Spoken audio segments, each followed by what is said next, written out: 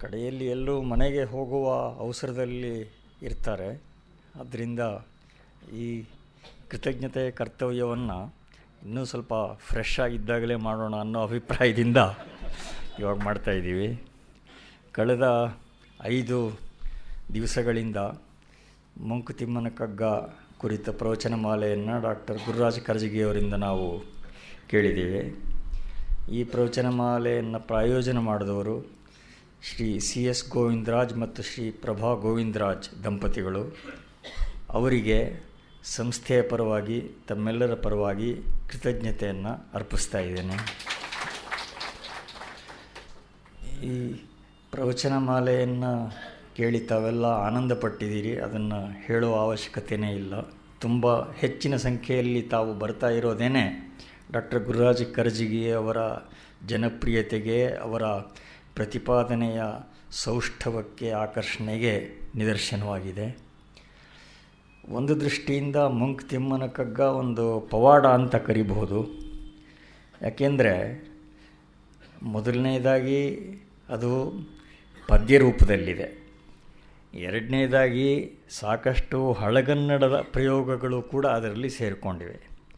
ಇಂಥ ಒಂದು ಕ್ಲಿಷ್ಟವಾದ ಸುಲಭವಲ್ಲದ ಕೃತಿ 50 ವರ್ಷಗಳಾದ ಮೇಲೂ ಇಷ್ಟು ವಿಶಾಲವಾದ ಜನಾದರಣೆಯನ್ನು ಪಡ್ಕೊಂಡಿದೆ ಅಂದರೆ ಅದರಲ್ಲಿ ಏನೋ ಒಂದು ವಿಶೇಷವಾದ ಸತ್ವ ಇರಲೇಬೇಕು ಅನ್ನೋದು ಸ್ಪಷ್ಟವಾಗ್ತಾ ಇದೆ.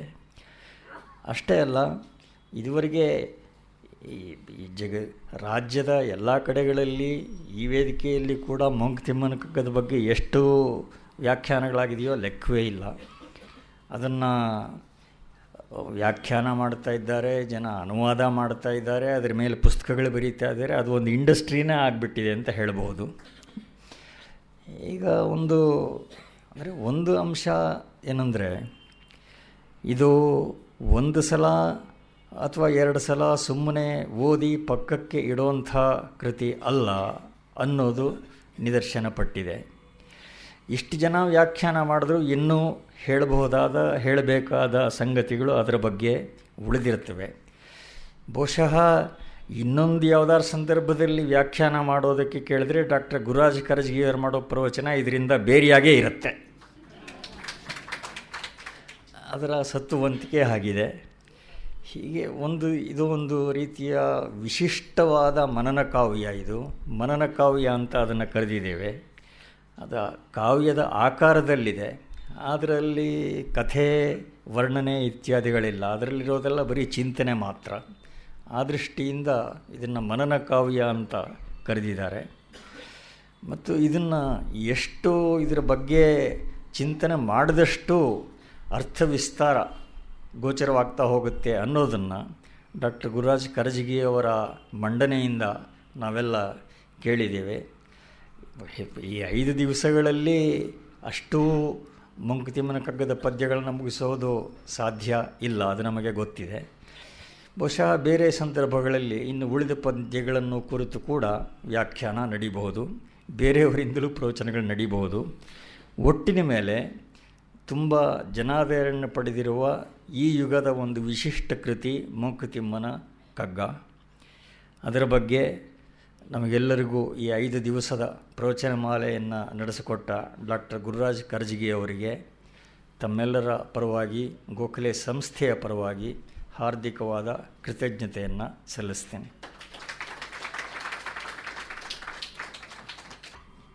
ಈ ಪ್ರವಚನಮಾಲೆಯ ಪ್ರಾಯೋಜಕರಾದ ಗೋವಿಂದರಾಜ್ ದಂಪತಿಗಳಿಗೆ ಮತ್ತೊಮ್ಮೆ ಕೃತಜ್ಞತೆ ಸಲ್ಲಿಸ್ತಾ ಇವತ್ತಿನ ಪ್ರವಚನವನ್ನು ಆರಂಭ ಮಾಡಬೇಕು ಅಂತ ಡಾಕ್ಟರ್ ಗುರುರಾಜ್ ಕರ್ಜಗಿಯವರನ್ನು ಪ್ರಾರ್ಥನೆ ಮಾಡುತ್ತೇನೆ.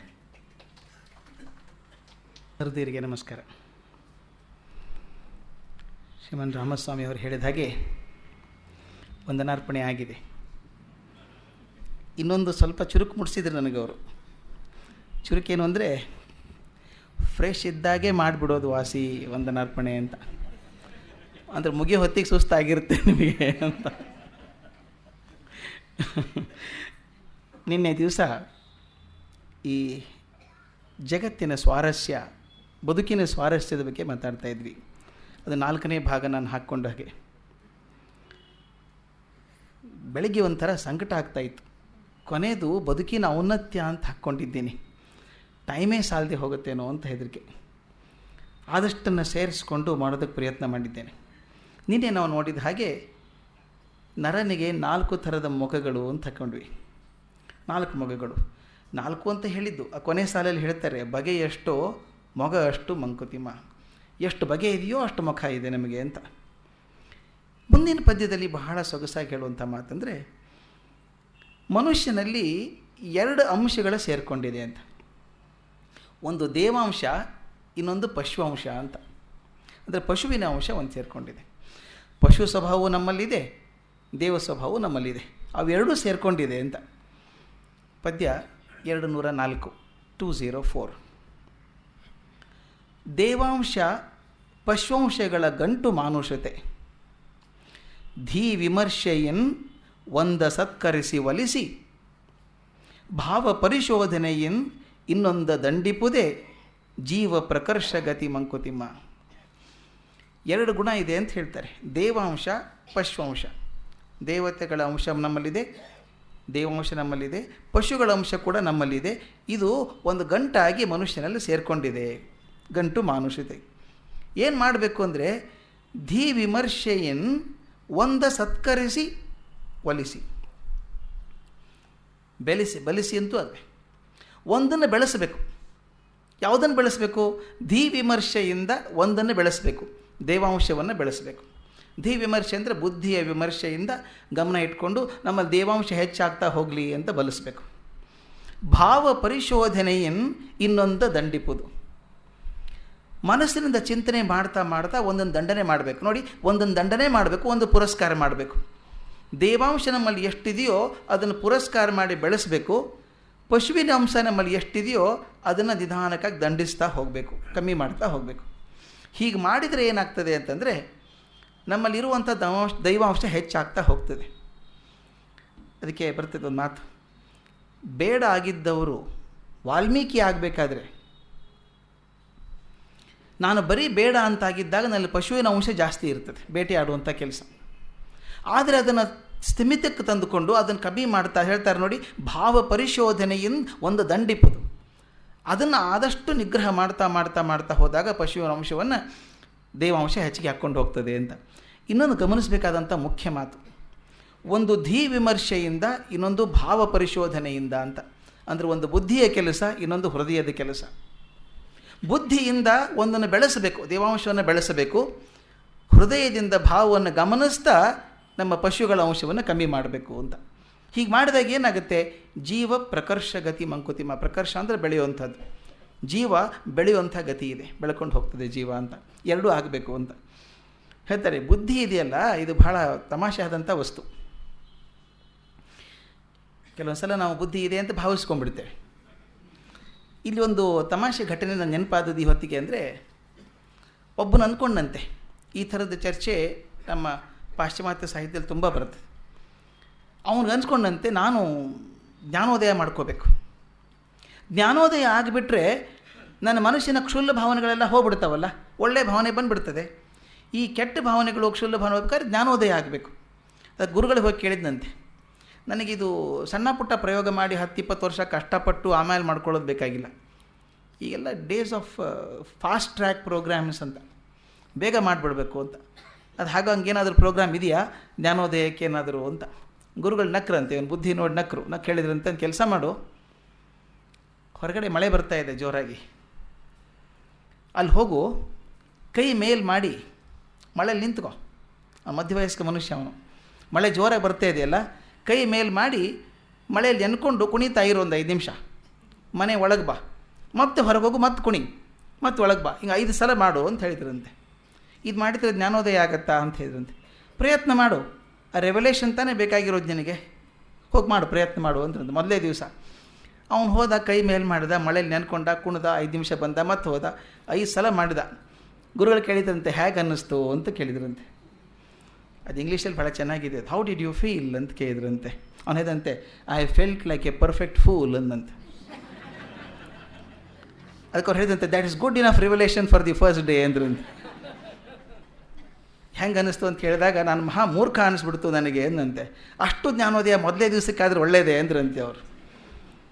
ಅಂದರೆ ಬುದ್ಧಿವಂತೆ ಅಂತ ತಿಳ್ಕೊಂಡಿರ್ತೀವಿ ನೋಡಿ, ಅದು ಹೇಳ್ತಾರೆ ಬುದ್ಧಿವಂತಿಕೆಯನ್ನು ಎದಕ್ಕೆ ಉಪಯೋಗಿಸ್ಬೇಕು ಅಂತಂದರೆ, ವಿಮರ್ಶೆ ಮಾಡ್ತಾ ಮಾಡ್ತಾ ನನ್ನಲ್ಲಿ ಪಶುವಿನ ಅಂಶ ಎಷ್ಟಿದೆ, ಎಷ್ಟು ಸಲ ನಾನು ಒಂದು ಡಿಫ್ರೆನ್ಸ್ ಪಶುವಿನ ಅಂಶಕ್ಕೂ ಹೇಳೋದಂದರೆ, ನಾವು ರಿಯಾಕ್ಟಿವ್ ಆಗ್ತೇವೆ, ಏನಾದರೂ ಅದು ಪ್ರತಿಕ್ರಿಯೆ ತೋರಿಸ್ತೇವೆ, ತಕ್ಷಣ ಪ್ರತಿಕ್ರಿಯೆ ತೋರಿಸುವಂಥದ್ದು ಪಶುವಿನ ಸ್ವಭಾವ. ಹೇಳ್ತಾರೆ ಹಾಗೆ ಮಾಡಬಾರ್ದು ಅಂತ. ಗುರ್ಜೀಫ್ ಅಂತ ಒಬ್ಬ ಇದ್ದ, ಮಹಾ ತತ್ವಜ್ಞಾನಿ, ರಷ್ಯಾದ ತತ್ವಜ್ಞಾನಿ ಆತ, ಮಹಾಜ್ಞಾನಿ ಆತ. ಅವನ ಬಗ್ಗೆ ಬಹಳ ದೊಡ್ಡ ಕಥೆಗಳಿದೆ ಅವನ ಬಗ್ಗೆ. ಆ ಗುರ್ಜೀಫ್ ಹೇಳ್ತಿದ್ರು, ಅವ್ನು ಕೋಪನೇ ಮಾಡ್ಕೋತಿರ್ಲಿಲ್ಲ ಅಂತೆ, ಯಾವತ್ತೂ ಕೋಪ ಮಾಡ್ಕೋತಿರ್ಲಿಲ್ಲ. ಆಶ್ಚರ್ಯ ಎಲ್ಲರಿಗೂ, ಗುರ್ಜೀಫಿಗೆ ಕೋಪ ಬರಲ್ಲಲ್ಲ ಯಾಕೆ? ಅವನಂತೆ ಪಶುಗಳಿಗೆ ಮಾತ್ರ ಕೋಪ ಬರುತ್ತೆ. ಈ ಕೆಂಪು ಧ್ವಜ ಫ್ಲ್ಯಾಗ್ ತೋರಿಸ್ಬಿಟ್ರೆ ಆ ಗೂಳಿಗೆ ಸಿಟ್ಟು ಬರುತ್ತೆ, ಹುಲಿ ಹತ್ರ ಹೋದರೆ ಕೋಪ ಬರುತ್ತೆ. ಹಾಗೆ ಪ್ರಾಣಿಗೆ ತಕ್ಷಣ ಪ್ರತಿಕ್ರಿಯೆ ತೋರಿಸೋದಿದೆಯಲ್ಲ, ಅದು ಪ್ರಾಣಿ ಲಕ್ಷಣ. ನಾನು ಹಾಗೆ ಮಾಡಿಬಿಟ್ರೆ ಏನು ವ್ಯತ್ಯಾಸ ಆಯಿತು ಅಂತ. ಅದಕ್ಕೆ ಅವನು ಕೇಳಿದಂತೆ, ಹೇಗೆ ಕೋಪ ಮಾಡ್ಕೊಳ್ಳೋ ತಡ್ಕೋತೀಯ ನೀನು ಅಂತ. ಭಾಳ ಸುಲಭ. ನಮ್ಮ ತಂದೆ ತೀರ್ಕೊಳ್ಳುವಾಗ ಒಂದು ಮಾತು ಹೇಳಿದ್ರು, ಅದನ್ನು ಪಾಲಿಸ್ತಾ ಇದ್ದೀನಿ. ಏನು ಹೇಳಿದರು? ಏನಿಲ್ಲ, ಯಾರಾದರೂ ನಿನಗೆ ಬೈದರೆ ತಕ್ಷಣ ಬೈಬೇಡ, ಮರುದಿನ ಬೆಳಗ್ಗೆ ಹೇಳು ಅವ್ರಿಗೆ ಏನು ಅನಿಸುತ್ತೆ ನಿನಗೆ ಅಂತ. ಯಾರಾದರೂ ನಾನು ಮೂರ್ಖ ಅಂದ್ಬಿಟ್ರೆ, ನಾನು ನಿನಗೆ ಮೂರ್ಖ ಅಂದ್ಬಿಟ್ರೆ ಪ್ರತಿಕ್ರಿಯೆ ಮಾಡ್ದಂಗೆ ಆಯಿತು. ಒಂದು ದಿವಸ ವಿಚಾರ ಮಾಡು, ಅವ್ನು ಯಾಕೆ ಮೂರ್ಖ ಅಂದ ನಿನಗೆ? ಮೂರ್ಖತನದ ಏನಾದರೂ ಕೆಲಸ ಮಾಡಿದೀಯಾ ನೀನು? ಮಾಡಿದರೆ ಸರಿಯಾಗಿ ಅಂದಿದ್ದಾನೆ, ಬೇಜಾರು ಹಾಕೋದಕ್ಕೆ. ಅಕಸ್ಮಾತ್ ನೀನು ಮೂರ್ಖತನದ ಕೆಲಸ ಮಾಡಿಲ್ಲ ಅಂತ ಇಟ್ಕೋ, ಆಗಲೂ ಬೇಜಾರು ಮಾಡ್ಕೊಳ್ಳೋ ಕಾರಣ ಇಲ್ಲ. ಯಾಕಂದರೆ ನೀನು ಮೂರ್ಖತನದ ಕೆಲಸ ಮಾಡಿಲ್ಲ, ನೀನು ಮೂರ್ಖ ಅಂತಾನೆ, ಬಹುಶಃ ರಾಂಗ್ ನಂಬರ್ ಅದು, ಯಾರಿಗೂ ಹೇಳ್ಬೋದು, ನಿನಗೆ ಹೇಳಿದ್ದಾನೆ ಅಷ್ಟೇ, ಆವಾಗೂ ಬೇಜಾರು ಮಾಡ್ಕೋಬೇಕಾಗಿಲ್ಲ. ಇದು ಹೇಳೋದು ಭಾಳ ಸುಲಭ, ಮಾಡೋದು ಕಷ್ಟ. ಆ ಗುರ್ಜೀಫ್ನಂಥವ್ರು ಸಾಧನೆ ಮಾಡಿಕೊಂಡ್ರು. ಅದೇ ವಿಮರ್ಶೆಯಿಂದ ಮನಸ್ಸನ್ನು ನೋಡ್ತಾ ದೇವಾಂಶನ ಹೆಚ್ಚಿಗೆ ಮಾಡ್ಕೊಂಡು ಹೋಗಬೇಕು, ಆಗ ಜೀವ ಪ್ರಕರ್ಷಗತಿ ಆಗ್ತದೆ ಅಂತ ಹೇಳ್ತಾರೆ. ಇನ್ನೊಂದು ಮುಖ್ಯ ಹೇಳೋದು, ಜೀವನದಲ್ಲಿ ಇನ್ನೊಂದು ಬಹುದೊಡ್ಡ ಸ್ವಾರಸ್ಯ ನಮಗಿರೋದು ಅಂದರೆ ದಕ್ಷತೆ ಅಂತ. ಈ ದಕ್ಷತೆಯ ಮಾತು ನನಗೆ ಭಾಳ ಇಷ್ಟವಾದಂಥದ್ದು. ನಿನ್ನೆ ಅದನ್ನು ಪ್ರಾರಂಭದಲ್ಲಿ ಕೂಡ ಹೇಳಿದ್ದೆ ನಾನು. ಕೆಲವರು ಕೆಲಸಗಳನ್ನು ಎಷ್ಟು ಸುಲಭವಾಗಿ ಸಾಧಿಸ್ತಾರೆ, ಇನ್ನು ಕೆಲವರು ಕಷ್ಟ ಆಗ್ತದೆ. ಅದು ಹೇಗೆ ಸಾಧಿಸ್ತಾರೆ, ಹೇಗೆ ಮಾಡ್ತಾರೆ ಅಂತ. ಆ ಪದ್ಯ ಎಷ್ಟು ಚೆನ್ನಾಗಿದೆ ನೋಡಿ, 260 260. ದ್ರಾಕ್ಷಿ ರಸವೇನಲ್ಲ ಜೀವನದ ತಿರುಳಾರ್ಗಂ, ಇಕ್ಷು ದಂಡದ ಒಲು ಅದು ಕಷ್ಟಭೋಜನವೇ, ದಕ್ಷತೆಯ ನಿಡಿಯುವಂಗೆ ಒಂದೆರಡು ಗುಟುಕು ರಸ ಮಾಕ್ಷಿಕರು ಮಿಕ್ಕೆಲ್ಲ ಮಂಕುತಿಮ್ಮ. ದ್ರಾಕ್ಷಿ ರಸವೇನಲ್ಲ ಜೀವನದ ತಿರುಳಾರ್ಗಂ. ಜೀವನದ ತಿರುಳು ಅಂತಿದೆಯಲ್ಲ, ದ್ರಾಕ್ಷಿ ರಸ ಏನಲ್ಲ, ಅದು ಭಾಳ ಕಷ್ಟ ಇದೆ. ಅದು ದ್ರಾಕ್ಷಿ ಸುಲಭವಾಗಿ ತಿರುಗುವಂಥದ್ದು. ಇಕ್ಷು ದಂಡದ ಒಲು ಅದು ಕಷ್ಟ ಭೋಜನವೇ. ಇಕ್ಷು ದಂಡ ಅಂದರೆ ಕಬ್ಬು, ಕಬ್ಬಿನ ಹಾಗೆ ಅದು ಕಷ್ಟ ಭೋಜನಕ್ಕೆ. ಯಾಕಂದರೆ ಇಕ್ಷುದಂಡ ಈಗ ನಾವು ಮತ್ತೊಂದು ಜ್ಯೂಸ್ ಮಾಡ್ಕೊಂಡು ಕುಡಿಯೋದಲ್ಲ, ನಾನಾಗಿ ಹಲ್ಲಿಂದ ಕಿತ್ತಿ ತೆಗೆದು ಕಚ್ಕೊಂಡು ತಿಂದಾಗ ಆ ರಸ ಬರುತ್ತೆ. ಹಾಗೆ ಇಕ್ಷುದಂಡದ ಒಲು ಅದು ಕಷ್ಟ ಭೋಜನವೇ, ಸುಲಭ ಏನಲ್ಲ. ದಕ್ಷತೆಯೇ ನಿಡಿಯುವಂಗೆ, ದಕ್ಷತೆ ಇದ್ದವನಿಗೆ ಒಂದೆರಡು ಗುಟುಕು ರಸ, ಅವನು ಕಷ್ಟಪಟ್ಟು ತಿಂದರೆ ಒಂದೆರಡು ಗುಟುಕು ರಸ ಸಿಗ್ತದೆ ಅವನಿಗೆ. ಉಳಿದವ್ರ ಪರಿಸ್ಥಿತಿ ಏನಪ್ಪ ಅಂದರೆ ಮಾಕ್ಷಿಕರು ಮಿಕ್ಕೆಲ್ಲ ಮಂಕುತಿಮ್ಮ. ಮಾಕ್ಷಿಕರು ಅಂದರೆ ನೊಣ. ಆ ಕಬ್ಬಿನ ಸಿಪ್ಪೆ ಹಿಂಡಿ ಎಗಸಿದಾಗ ನೊಣ ಕೂತಿರ್ತದಲ್ಲ ಮೇಲೆ, ಅದಕ್ಕೂ ಸಿಗ್ತದೆ ಸ್ವಲ್ಪ ರಸ ಏನೋ, ಆದರೆ ಅಷ್ಟೇ ನೊಣದ ಹಾಗೆ. ನಿಜವಾಗಿ ಶಕ್ತಿ ಇದ್ದವನಿಗೆ ಸ್ವಲ್ಪ ರಸ ಸಿಗ್ತದೆ. ಇದು ನನಗೆ ಒಂದು ನನ್ನ ಜೀವನಕ್ಕೆ ಅನುಭವ ಬಂದಂಥದ್ದು. ಒಂದು ಕೆಟ್ಟ ಅನುಭವ ನನಗೆ, ಬಟ್ ಒಳ್ಳೇದಾಯಿತು ನನಗೆ ಮುಂದೆ ಅದರಿಂದ. ಇಲ್ಲೊಬ್ಬ ಡಾಕ್ಟರ್ KS ಮಣಿ ಅಂತ ಇದ್ದರು, ಎಷ್ಟು ಜನ ಕೇಳಿದರೂ ಗೊತ್ತಿಲ್ಲ. ನಿಮ್ಹ್ಯಾನ್ಸ್ ಫಸ್ಟ್ ಡೈರೆಕ್ಟರ್ ಆಗಿದ್ದವರು, ಭಾಳ ದೊಡ್ಡ ಮನುಷ್ಯ. ಈ ಎಪಿಲಿಪ್ಸಿ ಮೇಲೆ ಬಹುದೊಡ್ಡ ತಜ್ಞ ಆತ. ನನಗೆ ಒಂದು ಸಲ ನಾನು ಪ್ರಿನ್ಸಿಪಾಲ್ ಆದ ಹೊಸದರಲ್ಲಿ, ಅದೊಂದು ಮಾತಿದೆಯಲ್ಲ, ಹೊಸದರಲ್ಲಿ ಅಗಸ ಎತ್ತೆತ್ತಿ ಹೋಗದ ಅಂತ, ಹಾಗೆ ನಾನು ಸ್ವಲ್ಪ ಜಾಸ್ತಿ ಕೆಲಸ ಮಾಡ್ತಿದ್ದೆ. ನಾನು ಉತ್ಸಾಹ ನೋಡಿ, ಸಣ್ಣ ವಯಸ್ಸಿಗೆ ಆದದ್ದು ಕೆಲಸ ಮಾಡ್ತಿದ್ದೆ ಅನಿಸುತ್ತೆ. ಒಂದು ದಿವಸ ಏಕಾಏಕಿ ಮನೇಲಿದ್ದಾಗ 2 ಭುಜದ್ದು ಸ್ಪರ್ಶ ಕಮ್ಮಿ ಆಗಿಬಿಡ್ತು. ನನಗೆ ಕೈ ಮೇಲೆ ಕಂಟ್ರೋಲ್ ಇಲ್ದಂಗೆ ಆಯ್ತು. ಸ್ವಲ್ಪ ಏನೋ ಪ್ರಾಬ್ಲಮ್ ಆಗಿರಬೇಕು ಅಂತ ಇನ್ನೊಬ್ಬ ಡಾಕ್ಟ್ರಿಗೆ ಹೇಳಿದೆ. ಅವ್ರು ಹೇಳಿದರು, ಡಾಕ್ಟರ್ ಮಣಿಗೆ ಕೇಳೋಣ, ಅವ್ರ ಅಥಾರಿಟಿ ಇದಕ್ಕೆ ಎಕ್ಸ್ಪರ್ಟ್ ಇದ್ದಾರೆ ಅಂತ. ಟೆಸ್ಟ್ ಎಲ್ಲ ಮಾಡಿಸ್ಕೊಂಡು ಅವ್ರ ಕಡೆ ಹೋದ್ವಿ. ಸ್ವಲ್ಪ ಅಹಂ ಇರುತ್ತಲ್ಲ ನಮಗೆಲ್ಲ, ಭಾಳ ದೊಡ್ಡ ಅಹಂ ಅಲ್ವಾ. ಆ KS ಮಣಿ ವಯಸ್ಸಾದವರು, ಆ ರೂಮಲ್ಲಿ ಮುಂದೆ ಕೂಡಿಸಿದ್ರು. ಇನ್ನೊಬ್ಬ ಡಾಕ್ಟ್ರು ನನ್ನ ಜೊತೆಗೆ ಬಂದವರು ಪರಿಚಯ ಮಾಡಿಕೊಟ್ರು, ಇವರು ಪ್ರಿನ್ಸಿಪಾಲ್ ಇದ್ದಾರೆ ಹಾಗೆ ಹೀಗೆ ಅಂತ ಒಳ್ಳೆ ಮಾತು ಹೇಳಿದರು. ಅವ್ರದ್ದು ಏನು ತಲೆಗೂ ಹಾಕ್ಕೊಳ್ಳಿಲ್ಲ. ಆಯಿತು ನೀವು ಹೋಗಿ ಅಂತ ಅವ್ರನ್ನ ಕಳಿಸಿ ನಾನು ಮುಂದೆ ಕೂಡಿಸಿ ಅವ್ರು ಹೇಗೆ ಮಾತಾಡಿದ್ರು ನನ್ನ ಹತ್ರ ಅಂತ.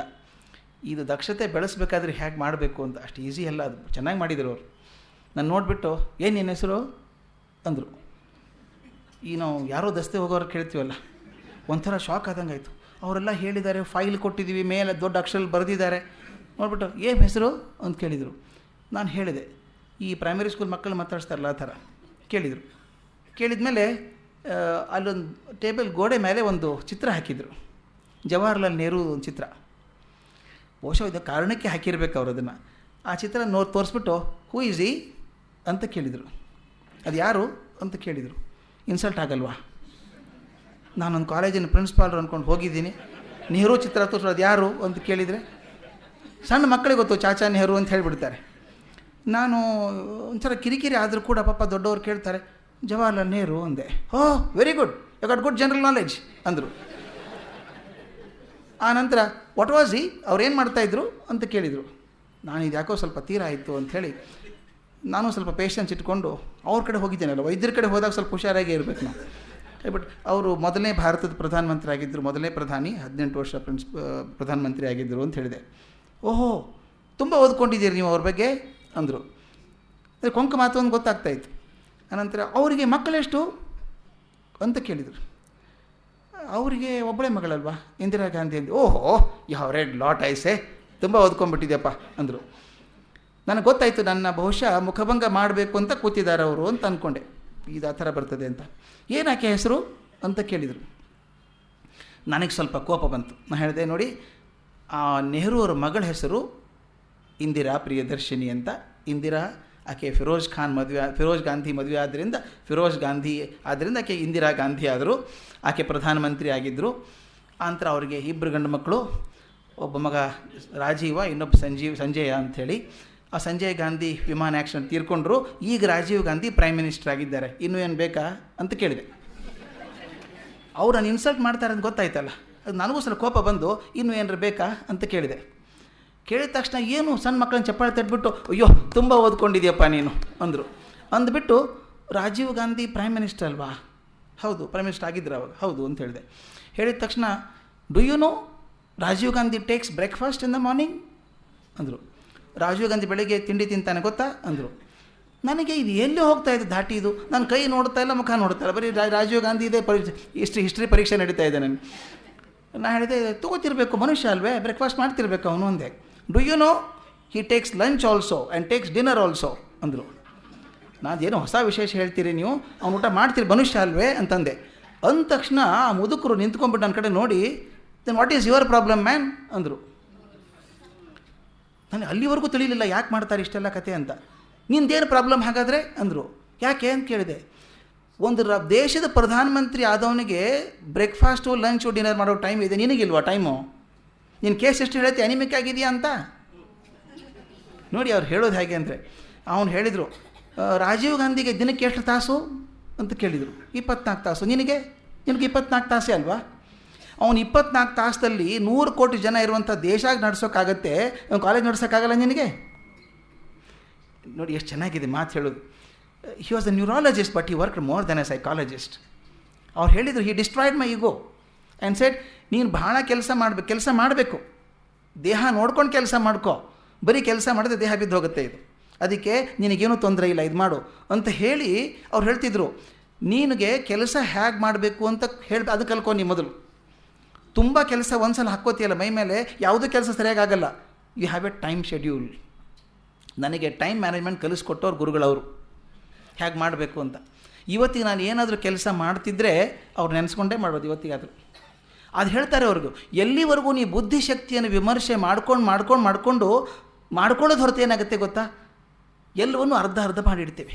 ಈ ಪ್ರಕರ್ಷಕ್ಕೆ ಹಾದಿ ಆಗೋದಿಲ್ಲ. ಅದಕ್ಕೆ ಹೇಳ್ತಾರೆ, ಪ್ರತಿ ಕ್ಷಣದಲ್ಲಿ ಕೂಡ ಧೀ ವಿಮರ್ಶೆಯಿಂದ ಮಾಡ್ತಿದ್ರೆ ಏನಾಗುತ್ತೆ, ಧೀ ವಿಮರ್ಶೆ ಮಾಡ್ತಿದ್ರೆ ನಿಮ್ಮಲ್ಲಿರುವಂಥ ಒಳ್ಳೆಯ ಗುಣ ಏನು ಅಂತ ಗೊತ್ತಾಗುತ್ತೆ, ಯಾವುದು ಸರಿ ಇಲ್ಲ ಅಂತೂ ಗೊತ್ತಾಗುತ್ತೆ.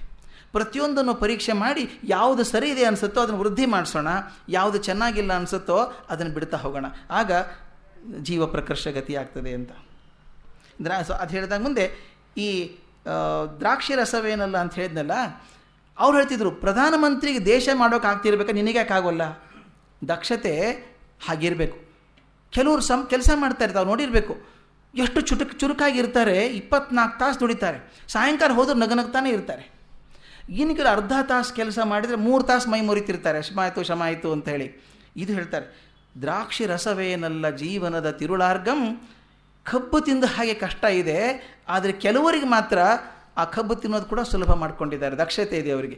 ಎಲ್ಲಿವರೆಗೂ ದಕ್ಷತೆ ಇಲ್ವೋ ಅಲ್ಲಿವರೆಗೆ ಜೀವಕ್ಕೆ ಸ್ವಾರಸ್ಯ ಬರೋಲ್ಲ. ಇದು ಬಹಳ ದೊಡ್ಡ ಮಾತು ಹೇಳಿದ್ದಾರೆ ಅವರು. ನಾವು ಮಾಕ್ಷಿಕರಾಗೋದಕ್ಕಿಂತ ಆನೆ ಆಗೋದು ಒಳ್ಳೆಯದು. ಆನೆ ಹಾಕಿ ಕಬ್ಬನ್ನು ಹೀರ್ಕೊಂಡ್ರೆ ಸಾಕು ಹೊಡಿತದೋ, ನಾವು ಆ ದಕ್ಷತೆಯನ್ನು ಬೆಳೆಸ್ಕೊಂಡಾಗ ಜೀವಕ್ಕೆ ಸ್ವಾರಸ್ಯ ಬರ್ತದೆ. ಇನ್ನೊಂದು ಮಾತು, ಒಂದೇ ಡಿಪಾರ್ಟ್ಮೆಂಟಲ್ಲಿ ಕೆಲಸ ಮಾಡೋ 4 ಜನನ ಕೇಳಿ ನೋಡಿ. ಕೆಲವರು ಸಂತೋಷವಾಗಿ ಕೆಲಸ ಮಾಡ್ತಿದ್ದಾರೆ, ಕೆಲವರು ಕಷ್ಟ ಆಗಿದೆ ಅಂತ ಹೇಳ್ತಾರೆ. ಯಾರಿಗೆ ಆ ಕೆಲಸದ ಬಗ್ಗೆ ದಕ್ಷತೆ ಇದೆಯೋ, ಹೇಗೆ ಮಾಡಬೇಕು ಗೊತ್ತಿದೆಯೋ, ಅವ್ರ ಜೀವನದಲ್ಲಿ ಸೊಗಸಿದೆ, ಅವ್ರು ಬೇಕಾದಷ್ಟು ಟೈಮೂ ಇದೆ. ಅದಕ್ಕೆ ಒಂದು ಮಾತು ಬಂದಿದೆ ಇಂಗ್ಲೀಷಲ್ಲಿ, A busy man is one who has time for everything ಅಂತ. ಯಾವನು ಅತ್ಯಂತ ಬ್ಯುಸಿ ಮನುಷ್ಯ ಅಂದರೆ ಯಾವನಿಗೆಲ್ಲ ಕೆಲಸ ಮಾಡೋಕ್ಕೂ ಟೈಮ್ ಇದೆಯೋ ಅಂತ. ನಾನು ಒಂದು ಸಲ ರಾಜಾ ರಾಮಣ್ಣ ಅವ್ರನ್ನ ತುಂಬ ಹತ್ತಿರದಿಂದ ನೋಡಿದವನು, 30 ವರ್ಷ. ತಾವು ಕೇಳಿರಬೇಕು, ಮಹಾ ದೊಡ್ಡ ವಿಜ್ಞಾನಿ. ಅವರಿಗೆ ಪಿಯಾನೋ ಯಾವಾಗ ನುಡಿಸ್ತಿದ್ರು, ಪೇಪರ್ ಯಾವಾಗ ಬರೀತಿದ್ರು, ದೊಡ್ಡ ಭಾಭಾ ಅಟಾಮಿಕ್ ರಿಸರ್ಚ್ ಸೆಂಟರ್ ಅಂತ ಇನ್ಸ್ಟಿಟ್ಯೂಷನ್ ಡೈರೆಕ್ಟರ್ ಆದಂಥವ್ರು ಹೇಗೆ ಕೆಲಸ ಮಾಡ್ತಿದ್ರು ಅಂತ ನೀವು ನೋಡಬೇಕು. ಅವ್ರನ್ನ ಹೇಗೆ ಮನಸ್ಸನ್ನು ಈ ಸಣ್ಣ ಸಣ್ಣ ಈ ಪೋಸ್ಟ್ ಆಫೀಸಲ್ಲಿ ಆ ಗೂಡು ಇರುತ್ತಲ್ಲ, ಗೂಡು ಥರ ಮಾಡ್ಕೊಂಡ್ಬಿಟ್ಟಿರ್ತಾರೆ. ಈ ಟೈಮಿಗೆ ಇದು ಮಾಡಬೇಕು ಅಷ್ಟೇ. ಅವ್ರು ಹೇಳ್ತಿದ್ರು, if I am doing this job everything else is out. ಹಾಗೆ ಅಷ್ಟು ಪ್ಲ್ಯಾನ್ ಮಾಡಿಕೊಂಡು ಮಾಡಿದಾಗ ಆ ದಕ್ಷತೆ ಬರ್ತದೆ. ಅವ್ರ ಜೀವನಕ್ಕೆ ಸ್ವಾರಸ್ಯ ಆಗಿ ಬರ್ತಾ. He was perhaps the first scientist in India who had a solo performance of piano in Shanmukhananda hall in Bombay. ಷಣ್ಮುಗಾನಂದ ಹಾಲಲ್ಲಿ ಪಿಯಾನೋ ಪ್ರದರ್ಶನ ಕೊಟ್ಟರು. ಒಂದು ದೊಡ್ಡ ಪ್ರೋಗ್ರಾಮ್, 3 ತಾಸಿನ ಪ್ರೋಗ್ರಾಮ್ ಮಾಡಿದರು ರಾಜಾರಾಮಣ್ಣ. ಎಲ್ರಿಗೂ ಆಶ್ಚರ್ಯ, ಪಿಯಾನೋ ಯಾವಾಗ ನುಡಿಸ್ತಾರೆ ಇವರು ಅಂತ. ಇಷ್ಟು ಬ್ಯುಸಿ ಮನುಷ್ಯ. ಅವ್ರು ಹೇಳೋದು, ನನಗೆ ತುಂಬ ಟೈಮ್ ಇದೆ ಮಾಡೋದಕ್ಕೆ, ಬೇಕಾದಷ್ಟು ಟೈಮ್ ಇದೆ ಮಾಡೋದಕ್ಕೆ. ಟೈಮ್ ಯಾಕಿದೆ ಅಂತಂದರೆ ಆ ದಕ್ಷತೆ ಇದೆ. ದಕ್ಷತೆ ಇದ್ದಾಗ ಆ ಚಟುವಟಿಕೆ ಬರುತ್ತೆ, ಮುಖದಲ್ಲಿ ಮಂದಸ್ಮಿತ ಯಾವತ್ತೂ ಇರುತ್ತೆ. ಇನ್ನೊಂದು ಸ್ವಾರಸ್ಯ ಜೀವನದಲ್ಲಿ ಅಂದರೆ, ಯಾವುದೇ ಕೆಲಸ ಎದುರು ಬಂದಾಗ ಎಷ್ಟೋ ಸಲ ಖಡ್ಗದಿಂದ ಆಗದ ಕೆಲಸವನ್ನು ಒಂದು ಮೊರಕು ತುಂಬಿದ ಕಣ್ಣಿಂದ ಆಗ್ತದೆ ಅಂತ ಬರೀತಾರೆ. ಒಂದು ಪ್ರೀತಿ ತುಂಬಿದ ಕಣ್ಣಿಂದ, ಮರುಕ ತುಂಬಿದ ಕಣ್ಣಿನಿಂದ ದೊಡ್ಡ ಕೆಲಸ ಸಾಧನೆ ಆಗ್ತದೆ ಅಂತ ಹೇಳ್ತಾರೆ. ಇದು ಪದ್ಯ ತುಂಬ ಚೆನ್ನಾಗಿರುವಂಥದ್ದು. 296 296. ಮರುಕ ತುಂಬಿದ ಕಣ್ಣ ನೋಟದೊಳಗಿದ್ದೀತು, ಬಿರುನುಡಿಯೊಳಿಂದ ಒಂದು ಕೂರಲಗು, ಬಿರುನುಡಿಯೊಳ ಇರದ ಒಂದು ಕೂರಲಗು. ಸಖನೆ ಕರವಾಳಕ್ಕೆ ಅದಿರದಿಹ ದುರಿತಕಾರಿಯ ಹೃದಯ, ಕರುಣೆಯಂ ಕರಗೀತು ಮಂಕುತಿಮ್ಮ. ಮರುಕ ತುಂಬಿದ ಕಣ್ಣ ನೋಟದೊಳಗಿದ್ದೀತು. ದಯೆ, ಅಂತಃಕರಣ, ಮರುಕ, ಕರುಣೆ ತುಂಬಿದಂಥ ಕಣ್ಣೊಳಗೆ ಏನಿರ್ತದೆ ಅಂದರೆ ಬಿರುನುಡಿಯೊಳಗೆ ಇರದ ಒಂದು ಕೂರಲಗು. ಮೊನ್ನೆ ದಿವಸ ನಾನು ಹೇಳಿದೆ, ಬೇಂದ್ರೆ ಅವರ ಮಗ ತೀರ್ಕೊಂಡಾಗ, ನೀ ಹಂಗೆ ನೋಡಬೇಡ ನನ್ನ ಅಂತ ಹೇಳಿದಾಗ ಆಕೆ ಏನು ಬೈಲಿಲ್ಲ, ಬಿಡಲಿಲ್ಲ, ಮಾತೂ ಆಡಲಿಲ್ಲ. ಇವ್ರ ಕಡೆ ನೋಡಿದ್ದಷ್ಟೇ. ಆ ಕೂರಲಗು ಬರೀತಾರೆ ನೋಡಿ, ಬಿರುನುಡಿಯೊಳಗೆ ಇರದ ಕೂರಲಗು ಆ ಮರುಕ ತುಂಬಿದ ಕಣ್ಣ ನೋಟದೊಳಗಿರ್ತದೆ ಅಂತ. ಆ ದುಃಖ ತುಂಬಿದಂಥದ್ದು, ಕರುಣೆ ತುಂಬಿದಂಥ ಕಣ್ಣ ನೋಟದೊಳಗೆ ಬಿರುನುಡಿಯಿಂದ ಏನು ಆಗೋದಿಲ್ವೋ ಅದರಿಂದ ಆಗ್ತದೆ ಅಂತ. ಕರವಾಳಕ್ಕೆ ಅದಿರದಿಹ ದುರಿತಕಾರಿಯ ಹೃದಯ. ಕರವಾಳ ಅಂದರೆ ಖಡ್ಗ. ಖಡ್ಗಕ್ಕೆ ಅದರದಿಹ, ಹೆದರದೇ ಇರುವಂಥ ದುರಿತಕಾರಿಯ ಹೃದಯ, ಕಠಿಣದ ಹೃದಯ. ಕರುಣೆಯಂ ಕರಗೀತು ಮಂಕುತಿಮ್ಮ. ಅಂಗುಲಿಮಾಲನ್ನು ಕರಗಿಸಿದ್ದು ಯಾವ ಖಡ್ಗ? ಅಂಗುಲಿಮಾಲಂಥ ಕ್ರೂರಿ, ಅವನು ಜನರನ್ನು ಕೊಂದು ಅವರ ಬೆರಳುಗಳನ್ನು ಮಾಲೆ ಮಾಡಿ ಹಾಕ್ಕೊಳ್ಳೋಂಥ ಕ್ರೂರಿ, ಅವನ ಹೃದಯ ಕರಗಿಸಿದ್ದು ಯಾವ ಖಡ್ಗದಿಂದ ಕರಗಿಸ್ತು? ಯಾವುದೂ ಕರಗಿಸ್ಲಿಲ್ಲ. ಕರುಣೆ ತುಂಬಿದಂಥ ಬುದ್ಧನ ಕಣ್ಣಿಂದ ಆಯಿತು. ಇತ್ತೀಚೆಗಾದಂಥ ಒಂದು ಘಟನೆ ನನಗೆ ನೆನಪಿ ಬರ್ತದೆ. ನನ್ನ ಸ್ನೇಹಿತರೊಬ್ಬರು ಇದ್ದರು ಆ ವಿಮಾನದಲ್ಲಿ. ತಮಗೆ ಗೊತ್ತಿರಬೇಕು, ಒಂದು ವಿಮಾನ ಹೈಜಾಕ್ ಮಾಡಿ ಕಂದಹಾರಕ್ಕೆ ತೊಗೊಂಡು ಹೋಗಿದ್ದರು ಅಂತ. ಕಂದಹಾರಕ್ಕೆ ತೊಗೊಂಡೆ 3 ದಿವಸ ಕಂದಹಾರದಲ್ಲಿ ಇತ್ತು, 2 ದಿವಸ ಇತ್ತು, ಇದಾಗೋ ತನಕ 1-1.5 ದಿವಸ ಅಲ್ಲಿದ್ದರು, 1 ವೀಕ್ ಅಲ್ಲಿದ್ದರು. ನನ್ನ ಸ್ನೇಹಿತರೊಬ್ಬರು ಆ ವಿಮಾನದಲ್ಲಿದ್ದರು, ಈ ಬೆಂಗಳೂರವರೇ ಅವರು. ಅವರಮ್ಮ ಬಂದು ಅನುಭವ ಹಂಚ್ಕೋತಾ ಇದ್ದರು. ಏನೇನಾಯಿತು ಅಂತೆಲ್ಲ ಹೇಳ್ತಾ ಒಂದು ಒಳ್ಳೆಯ ಘಟನೆ ಹೇಳಿದರು. ಅವ್ರು ಹೇಳಿದರು, ಅಷ್ಟು ಜನ ಇದ್ರಲ್ಲ, ಅವರು ಮಹಾ ಕ್ರೂರಿಗಳಾಗಿದ್ದರು ಮೊದಲಿಗೆ, ಆದರೆ ಕೊನೆಗೆ ಅವರಲ್ಲಿ ಮನುಷ್ಯ ಸ್ವಭಾವ ಕಾಣಿಸ್ತು ನಮಗೆಲ್ಲನೂ ಅಂತ ಹೇಳೋರು. ಅಲ್ಲಿ ಒಂದು ಘಟನೆ ಆಯ್ತಂತೆ. ಒಬ್ಬ ಹುಡುಗ, ತರುಣ, 17, 18, 19 ವರ್ಷ ಇರಬೇಕು ಹುಡುಗನಿಗೆ. ಅವನು ನೀರು ಕುಡಿಬೇಕು ಏನೋ ಎದ್ದು ನಿಂತ್ಕೊಂಡ. ಅಲ್ಲಿ ಬಂದಂಥ ಅವನು ಹೈಜಾಕರ್ ಇದ್ದಾನಲ್ಲ ಒಬ್ಬನು, ಅವನು ಬಂದು ಅವನು ಕೆಳಗೆ ಕೂತ್ಕೋ ಅಂತಂದ. ಇವನು ಏನೋ ಹೇಳೋಕ್ಕೆ ಹೋದ ತಕ್ಷಣ ಇವನು ಪ್ರತಿರೋಧ ತೋರಿಸ್ತಾನೆ ಅನ್ನಿಸ್ತೋ ಏನೋ ಗೊತ್ತಿಲ್ಲ, ಆ ಪಿಸ್ತೂಲ್ ಹಿಡಿಯಿಂದ ಟಪ ಟಪ ತಲೆಗೆ ಹೊಡೆದು ಅವನ ರಕ್ತ ಸುರಿಯೋಕ್ಕೆ ಶುರು ಆಯ್ತು ಹುಡುಗನಿಗೆ. ಇವನು ಜೋರಾಗಿ ಹೊಡಿತಾನೆ ಇದ್ದಾನೆ ಹಾಗೇನೆ. ಅವನ ಪಕ್ಕದಲ್ಲಿ ಒಂದು ತಾಯಿ ಕೂತ್ಕೊಂಡಿದ್ದಾರೆ. ಆ ತಾಯಿ ಸುಮಾರು 45-50 ವರ್ಷ ಇರಬೇಕು. ಆಕೆಗೆ ಏನು ಹೇಳಬೇಕು ಅಂತ ತೋಚ್ತಾ ಇಲ್ಲ. ಬಿಡಿಸೋದು ಹೇಗೆ ಮಗನ?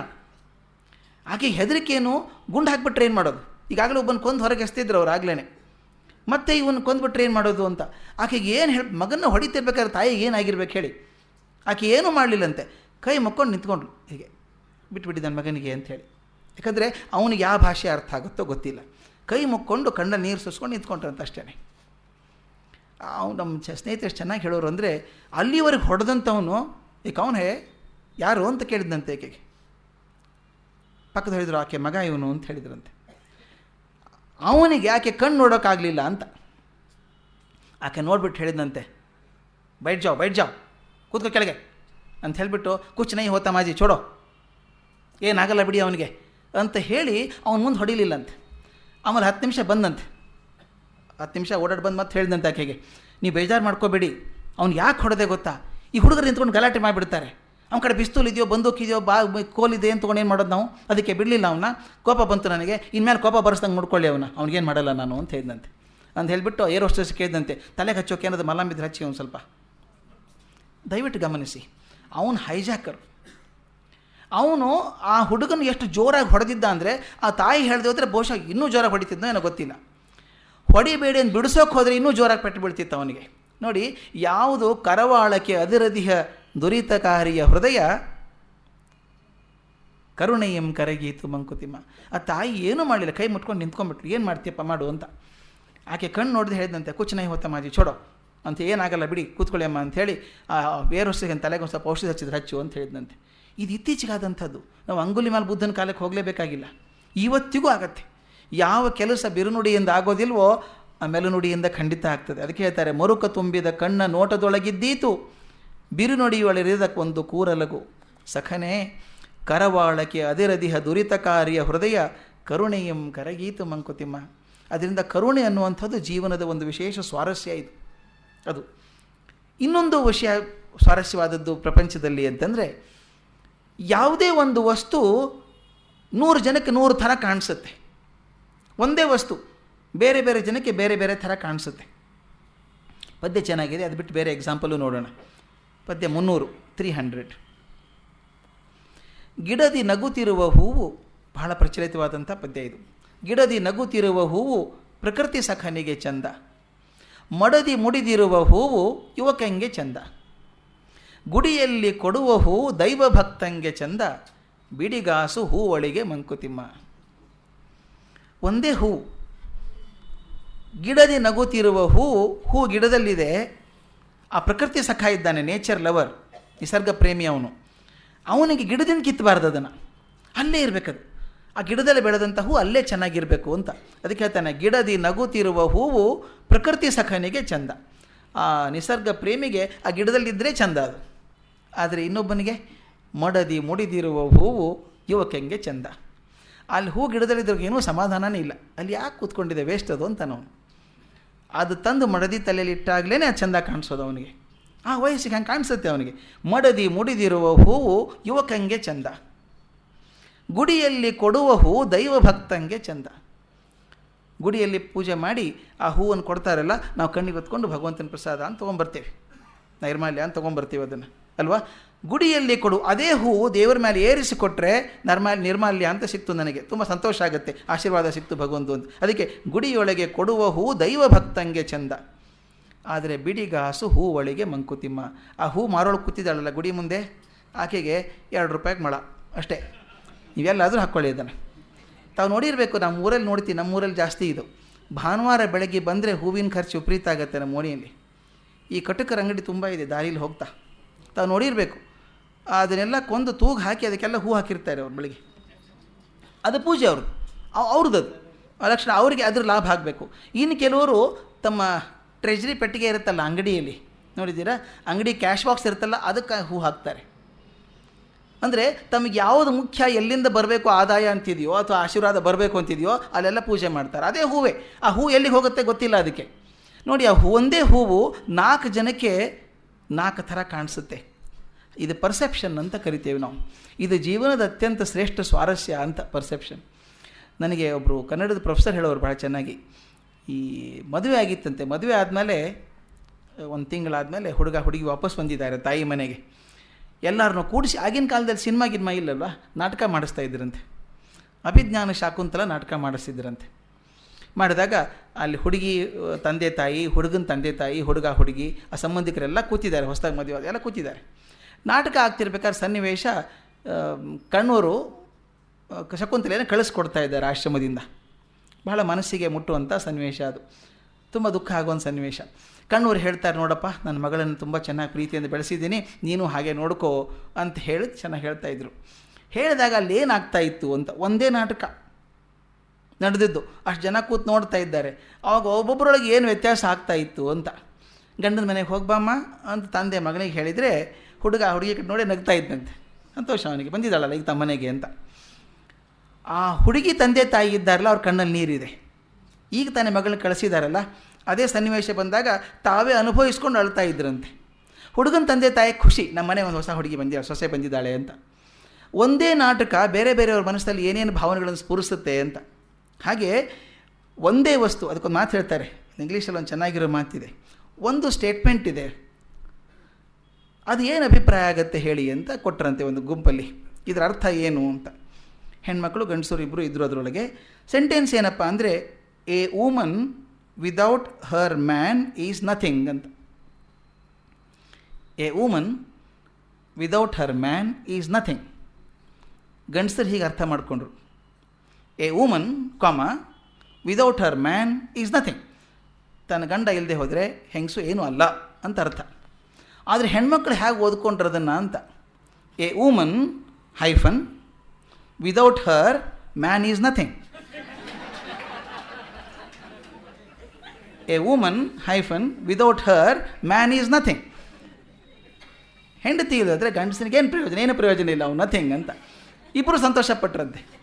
ಅಂದರೆ ನೋಡಿ, ಒಂದೇ ಪದ ಒಂದು ಚೂರು ಕಾಮ ವ್ಯತ್ಯಾಸ ಆದರೆ, ಓದೋ ರೀತಿಯಲ್ಲಿ ವ್ಯತ್ಯಾಸ ಆದರೆ ಪರ್ಸೆಪ್ಷನ್ನೇ ಬೇರೆ ಆಗುತ್ತೆ. ಹಾಗೆ ಒಂದು ಹೂವು ಅಷ್ಟೇ ಅಲ್ಲ, ಜೀವನದ ಸಿಚುವೇಶನ್ಸ್, ಇದು ಬಹಳ ಮುಖ್ಯ ಯಾಕೆ ಹೇಳ್ತೀನಿ ಅಂದರೆ, ಇದು ನಾನು ಎಲ್ಲಿ ಹೋದಲ್ಲಿ ಹೇಳೋದುಂಟು. I pray with folded hands, ಕೈ ಮುಗಿದು ಕೇಳ್ಕೊತೇನೆ, ದಯವಿಟ್ಟು ಮತ್ತೊಬ್ಬರ ಬಗ್ಗೆ ತೀರ್ಮಾನಕ್ಕೆ ಬರಬೇಡಿ ಅಂತ. ಅವ್ರು ಯಾವಾಗಲೂ ಹಾಗೆ, ಇವ್ರು ಯಾವಾಗಲೂ ಹೀಗೆ ಅಂತ ತೀರ್ಮಾನ ಮಾಡ್ತೀವಿ ನಾವು. ಅವ್ರು ಯಾವಾಗಲೂ ಹಾಗೆ ಹೇಗಿರ್ತಾರೆ, ಅವರು ಇರೋಕ್ಕೆ ಸಾಧ್ಯ ಇಲ್ಲಲ್ಲ. ನಿಮಗೆ ಹಾಗೆ ಅನಿಸಿದೆ ಅಷ್ಟೇ ಅಲ್ವಾ. ಅಂದರೆ ಒಬ್ಬ ವ್ಯಕ್ತಿ ಒಳ್ಳೆಯವನು ಕೆಟ್ಟವನು ನಿರ್ಧಾರ ಮಾಡಬೇಡಿ. ನಿರ್ಧಾರ ಮಾಡೋಕ್ಕೆ ನಿಮಗೆ ಯಾರೂ ಅಧಿಕಾರ ಕೊಟ್ಟಿಲ್ಲ, ಆದರೆ ನಾವು ನಿರ್ಧಾರ ಮಾಡ್ತೀವಿ. ವಸ್ತುವಿನ ಬಗ್ಗೆ, ಮತ್ತೊಬ್ಬ ವ್ಯಕ್ತಿ ಬಗ್ಗೆ, ಅವನ ನಡತೆ ಬಗ್ಗೆ, ಅಥವಾ ಒಂದು ಸಂದರ್ಭದ ಬಗ್ಗೆ ತೀರ್ಮಾನ ಮಾಡ್ತೀವಿ ನಾವು. ತೀರ್ಮಾನ ಮಾಡೋಕೆ ನಾವು ಯಾರು? ಅದಕ್ಕೆ ಹೇಳ್ತಾರೆ, ಒಂದು ವಸ್ತುವಿನ ತೀರ್ಮಾನ ಮಾಡಬೇಡಿ. ಎಷ್ಟು ಬಗೆಯ ನೋಟಗಳಿದೆಯೋ ಅಷ್ಟು ನಮಗೆ ಅರ್ಥ ಆಗುವಂಥದ್ದು. ಒಂದು ಹೂವಿಗೆ 4 ಭಾವನೆ ಬರ್ತಿರ್ಬೇಕಾದ್ರೆ ಜೀವನದಲ್ಲಿರುವಂಥ ವಿಚಿತ್ರವಾದಂಥ ಸನ್ನಿವೇಶಗಳಿಗೆ ಏನು ಹೇಳೋದು ನಾವೇನು ಮಾಡ್ತೀವಿ ಗೊತ್ತಾ? ನಮ್ಮ ಮೂಗಿನ ನೇರಕ್ಕೆ ಇದೇ ಸರಿ ಅಂತ ಹೇಳ್ತೇನೆ. ನಾನಿದ್ದೆ ಅವತ್ತು ನೋಡಿದ್ದೀನಿ ನಾನು ಅಂತ ಹೇಳ್ತೇನೆ. ನೀವು ನೋಡಿದ್ದು ಒಂದು ಭಾಗ ಅಷ್ಟೇ. ಆದ್ದರಿಂದ ಯಾವುದನ್ನು ನಾನೇ ನೋಡಿದ ಸತ್ಯ ಅಂತ ಹೇಳೋದು ಬೇಡ. ಪ್ರತಿಯೊಂದು ವಸ್ತುವಿಗೂ ನಾನಾ ಮಗ್ಗಲುಗಳಿದೆ, ನಾನಾ ಮುಸುಕುಗಳಿದೆ, ಬೇರೆ ಬೇರೆ ದಿಕ್ಕಿನಿಂದ ನೋಡೋ ಸಾಧ್ಯತೆ ಇದೆ ಅಂತ. ಇದಾದ ನಂತರ ಇನ್ನು ಬಹುಮುಖ್ಯವಾದಂಥ 2 ಗುಣಗಳ ಬಗ್ಗೆ, ಸ್ವಾರಸ್ಯಗಳ ಬಗ್ಗೆ DVG ಮಾತಾಡ್ತಾರೆ. ಒಂದು ಮಾನವತೆ, ಇನ್ನೊಂದು ಪುರುಷತನ ಅಂತ. 2 ಬಹುದೊಡ್ಡ ಸ್ವಾರಸ್ಯಗಳು ಜೀವನಕ್ಕೆ. ಈ ಮಾನವತೆ ಮತ್ತು ಪುರುಷತನ ಅದು ಹೇಗೆ ನಡ್ಕೊಂಬಂದಿದೆ ಎಷ್ಟು ವರ್ಷ ಪ್ರಪಂಚದ ಇತಿಹಾಸದಲ್ಲಿ ಅಂತ. ಮೊದಲನೇದ್ದು ಪದ್ಯ 410, 410. ಜಾನಪದಗಳು, ರಾಜ್ಯ ಸಾಮ್ರಾಜ್ಯಗಳು, ಗುರುಸ್ಥಾನಗಳು, ಧರ್ಮಗಳು, ಭಾಷೆ ವಿದ್ಯೆಗಳು ಕಾಣಿಸದೆ ಸಾಗಿಹವು ಕಾಲಪ್ರವಾಹದಲ್ಲಿ, ಮಾನವತೆ ನಿಂತಿಹುದು ಮಂಕುತಿಮ್ಮ. ನೋಡಿ, ಯಾವತ್ತಿನಿಂದ ಇಲ್ಲಿವರೆಗೂ ಜಾನಪದಗಳು, ರಾಜ್ಯ ಸಾಮ್ರಾಜ್ಯಗಳು, ಗುರುಸ್ಥಾನಗಳು, ಧರ್ಮಗಳು, ಭಾಷೆ ವಿದ್ಯೆಗಳು ಇವೆಲ್ಲ ಇದೆಯಲ್ಲ, ಎಷ್ಟು ವರ್ಷದಿಂದ, ಎಷ್ಟು ಶತಶತಮಾನಗಳಿಂದ ಬಂದಿದೆಯಲ್ಲ, ಅವೆಲ್ಲ ಹೋಗಿದೆ, ಕೊಚ್ಕೊಂಡು ಹೋಗಿದೆ. ಎದರೊಳಗೆ? ಕಾಣಿಸದೆ ಸಾಗಿಹವು ಕಾಲಪ್ರವಾಹದಲ್ಲಿ. ಈ ಕಾಲಪ್ರವಾಹದಲ್ಲಿ ಕೊಚ್ಕೊಂಡು ಹೋಗಿದೆ. ಅದು ಯಾವುದು ಜನಪದ ಇತ್ತು ನೋಡಿ. ಈಗ ಹುಡುಕ್ತಾ ಇದ್ದೀವಿ, ಹರಪ್ಪ ಮೊಹೆಂಜೊದಾರೋ ಹೇಗಿತ್ತು, ಇತ್ತು ಒಂದು ಜನಪದ ಒಂದು ಕಾಲಕ್ಕೆ. ಅದು ಪತ್ತೆ ಇಲ್ಲ, ಈಗ ಹುಡುಕಬೇಕು, ಮತ್ತೆ ಕಲ್ಪನೆಯಿಂದ ಹುಡುಕಬೇಕು. ರಾಜ್ಯಗಳು, ಸಾಮ್ರಾಜ್ಯಗಳು, ದೊಡ್ಡ ದೊಡ್ಡ ರಾಜ್ಯಗಳು. ಅದಕ್ಕೆ ಬೇಂದ್ರೆ ಬರೀತಾರೆ, ರಾಜ್ಯಗಳು ಮುಳುಗುವು, ರಾಜ್ಯಗಳು ಏಳುವವು ಅವರವರ ಸರದಿಯಂತೆ ಅಂತ. ಹಾಗೆ ಮುಳುಗಿ ಮುಳುಗಿ ಹೋಗ್ತಾವೆಲ್ಲನೂ. ಒಂದು ಕಾಲಕ್ಕೆ ಅತ್ಯಂತ ಉಚ್ಚ ಸ್ಥಾನಕ್ಕೆ ಹೋದಂಥ ರಾಜ್ಯ ಪತ್ತೆ ಇಲ್ದಂಗೆ ಆಗೋಯ್ತು ಮುಂದೆ. ಹೀಗೆ ಅಲ್ಲ ಹೋಯ್ತಲ್ಲ, ಭಾಷೆಗಳು, ವಿದ್ಯೆಗಳು ಬದಲಾಗಿದ್ರು ಹೋದರೂ ಕೂಡ ಮಾನವತೆ ನಿಂತಿಹುದು ಮಂಕುತಿಮ್ಮ. ಈ ಮನುಷ್ಯತ್ವ ಅನ್ನುವಂಥದ್ದು ನಿಂತು ಹೋಗಿದೆ ನೋಡಿ. ಆ ಕಾಲ ರಾಮ ಯಾವತ್ತಿದ್ನೋ ಗೊತ್ತಿಲ್ಲ, ಎಷ್ಟು ಹಳೆ ಕಾಲ. ಅಷ್ಟು ಹಳೆ ಕಾಲದಂಥ ರಾಮನ ನೆನೆಸಲ್ವ ನಾವಿವತ್ತು? ಒಂದು ಭಗವಂತ ನಮಗೆ ದೇವರಾಗ್ಬಿಟ್ಟಿದ್ದಾನೆ. ಆ ಬ್ರಾಹ್ಮಣ ಗುಣಗಳನ್ನು ನೆನೆಸ್ಕೋತೀವಿ ಇವತ್ತಿಗಾದರೂ, ಆ ಮಾನವತೆಯನ್ನು ನೆನೆಸ್ಕೋತೀವಿ. ಯಾವೊಬ್ಬ ಗುಹನನ್ನು ಅಪ್ಕೊಳ್ಳೋದಂಥದ್ದಾಗಲಿ, ಶಬರಿ ಕೊಟ್ಟು ತಿನ್ನೋಂಥ ಹಣ್ಣು ತಿನ್ನೋದಾಗಲಿ, ರಾವಣನಿಗೆ ಮರ್ಯಾದೆ ಕೊಡುವಂಥದ್ದಾಗಲಿ, ಯುದ್ಧ ಆದಮೇಲೆ ಇದೆಲ್ಲ ಮಾನವ ಲಕ್ಷಣಗಳನ್ನು ಹೇಗೆ ಶ್ರೀರಾಮ ನಡೆದು ತೋರಿಸಿದ ಅನ್ನೋದಾಗಲಿ ಆ ಮಾನವತೆ ನಿಂತಿದೆ. ಬುದ್ಧ ಮಾಡಿದ್ದಾಗಲಿ, ಮಹಾವೀರ ಮಾಡಿದ್ದಾಗಲಿ. ಬುದ್ಧ ಮಹಾವೀರ ಸುಮಾರು 2500ರಿಂದ 2600 ವರ್ಷ ಹಿಂದೆ ಇದ್ದವರು. ಅವ್ರು ನೆನೆಸ್ಕೋತೇವೆ, ಇವತ್ತಿಗಾದ್ರೆ ನೆನೆಸ್ಕೋತೇವೆ. 20 ವರ್ಷದಿಂದ ಇದ್ದವ್ರು ನೆನಪಿಲ್ಲ ನಮಗೆ. ಯಾರು ಮಾನವತೆಯನ್ನು ಮೆರೆದಿದ್ದಾರೋ ಅವರಿಂದಾಗಿ ನಮ್ಮ ಈ ಜನಪದ ಬದಲೇ ಆದರೂ ಕೂಡ ಅವರನ್ನು ಮರೆತಿಲ್ಲ ನಾವು. ಮಾನವತೆ ಅನ್ನುವಂಥ ಗುಣ ನಿಂತಿದೆ ಅಂತ. ಅಬ್ರಹಾಂ ಲಿಂಕನ್ ಎಷ್ಟು ಜನ ರಾಷ್ಟ್ರಪತಿಗಳಾಗಿ ಹೋಗಿದ್ದಾರೆ ಅಮೇರಿಕಾದಲ್ಲಿ. ಆದರೆ ಕೆಲವರನ್ನು ಮಾತ್ರ ಮರೆಯೋ ಹಾಗೇ ಇಲ್ಲ, ಯಾಕಂದರೆ ಮಾನವತೆಯ ನಿದರ್ಶನ ಆಗಿ ನಿಂತಿದ್ರು ಅವರೆಲ್ಲನೂ. ಇನ್ನೊಂದು ಅದರ ಮುಂದಿನ ಪದ್ಯ, ತೆರಪೆ ನರಿಯದ ಹರಿವ ಕಾಲ ಪ್ರವಾಹದಲ್ಲಿ ಪುರುಷ ರಚಿತಗಳೆನಿತೋ ತೇಲಿ ಹೋಗಿಹವು. ಪುರ ರಾಷ್ಟ್ರ ದುರ್ಗಗಳು ಮತನೀತಿ ಯುಕ್ತಿಗಳು ಪುರುಷತನ ನಿಂತಿಹುದು ಮಂಕುತಿಮ್ಮ. ಈ ಪೌರುಷ ಅನ್ನೋದು ನಿಂತಿದೆ.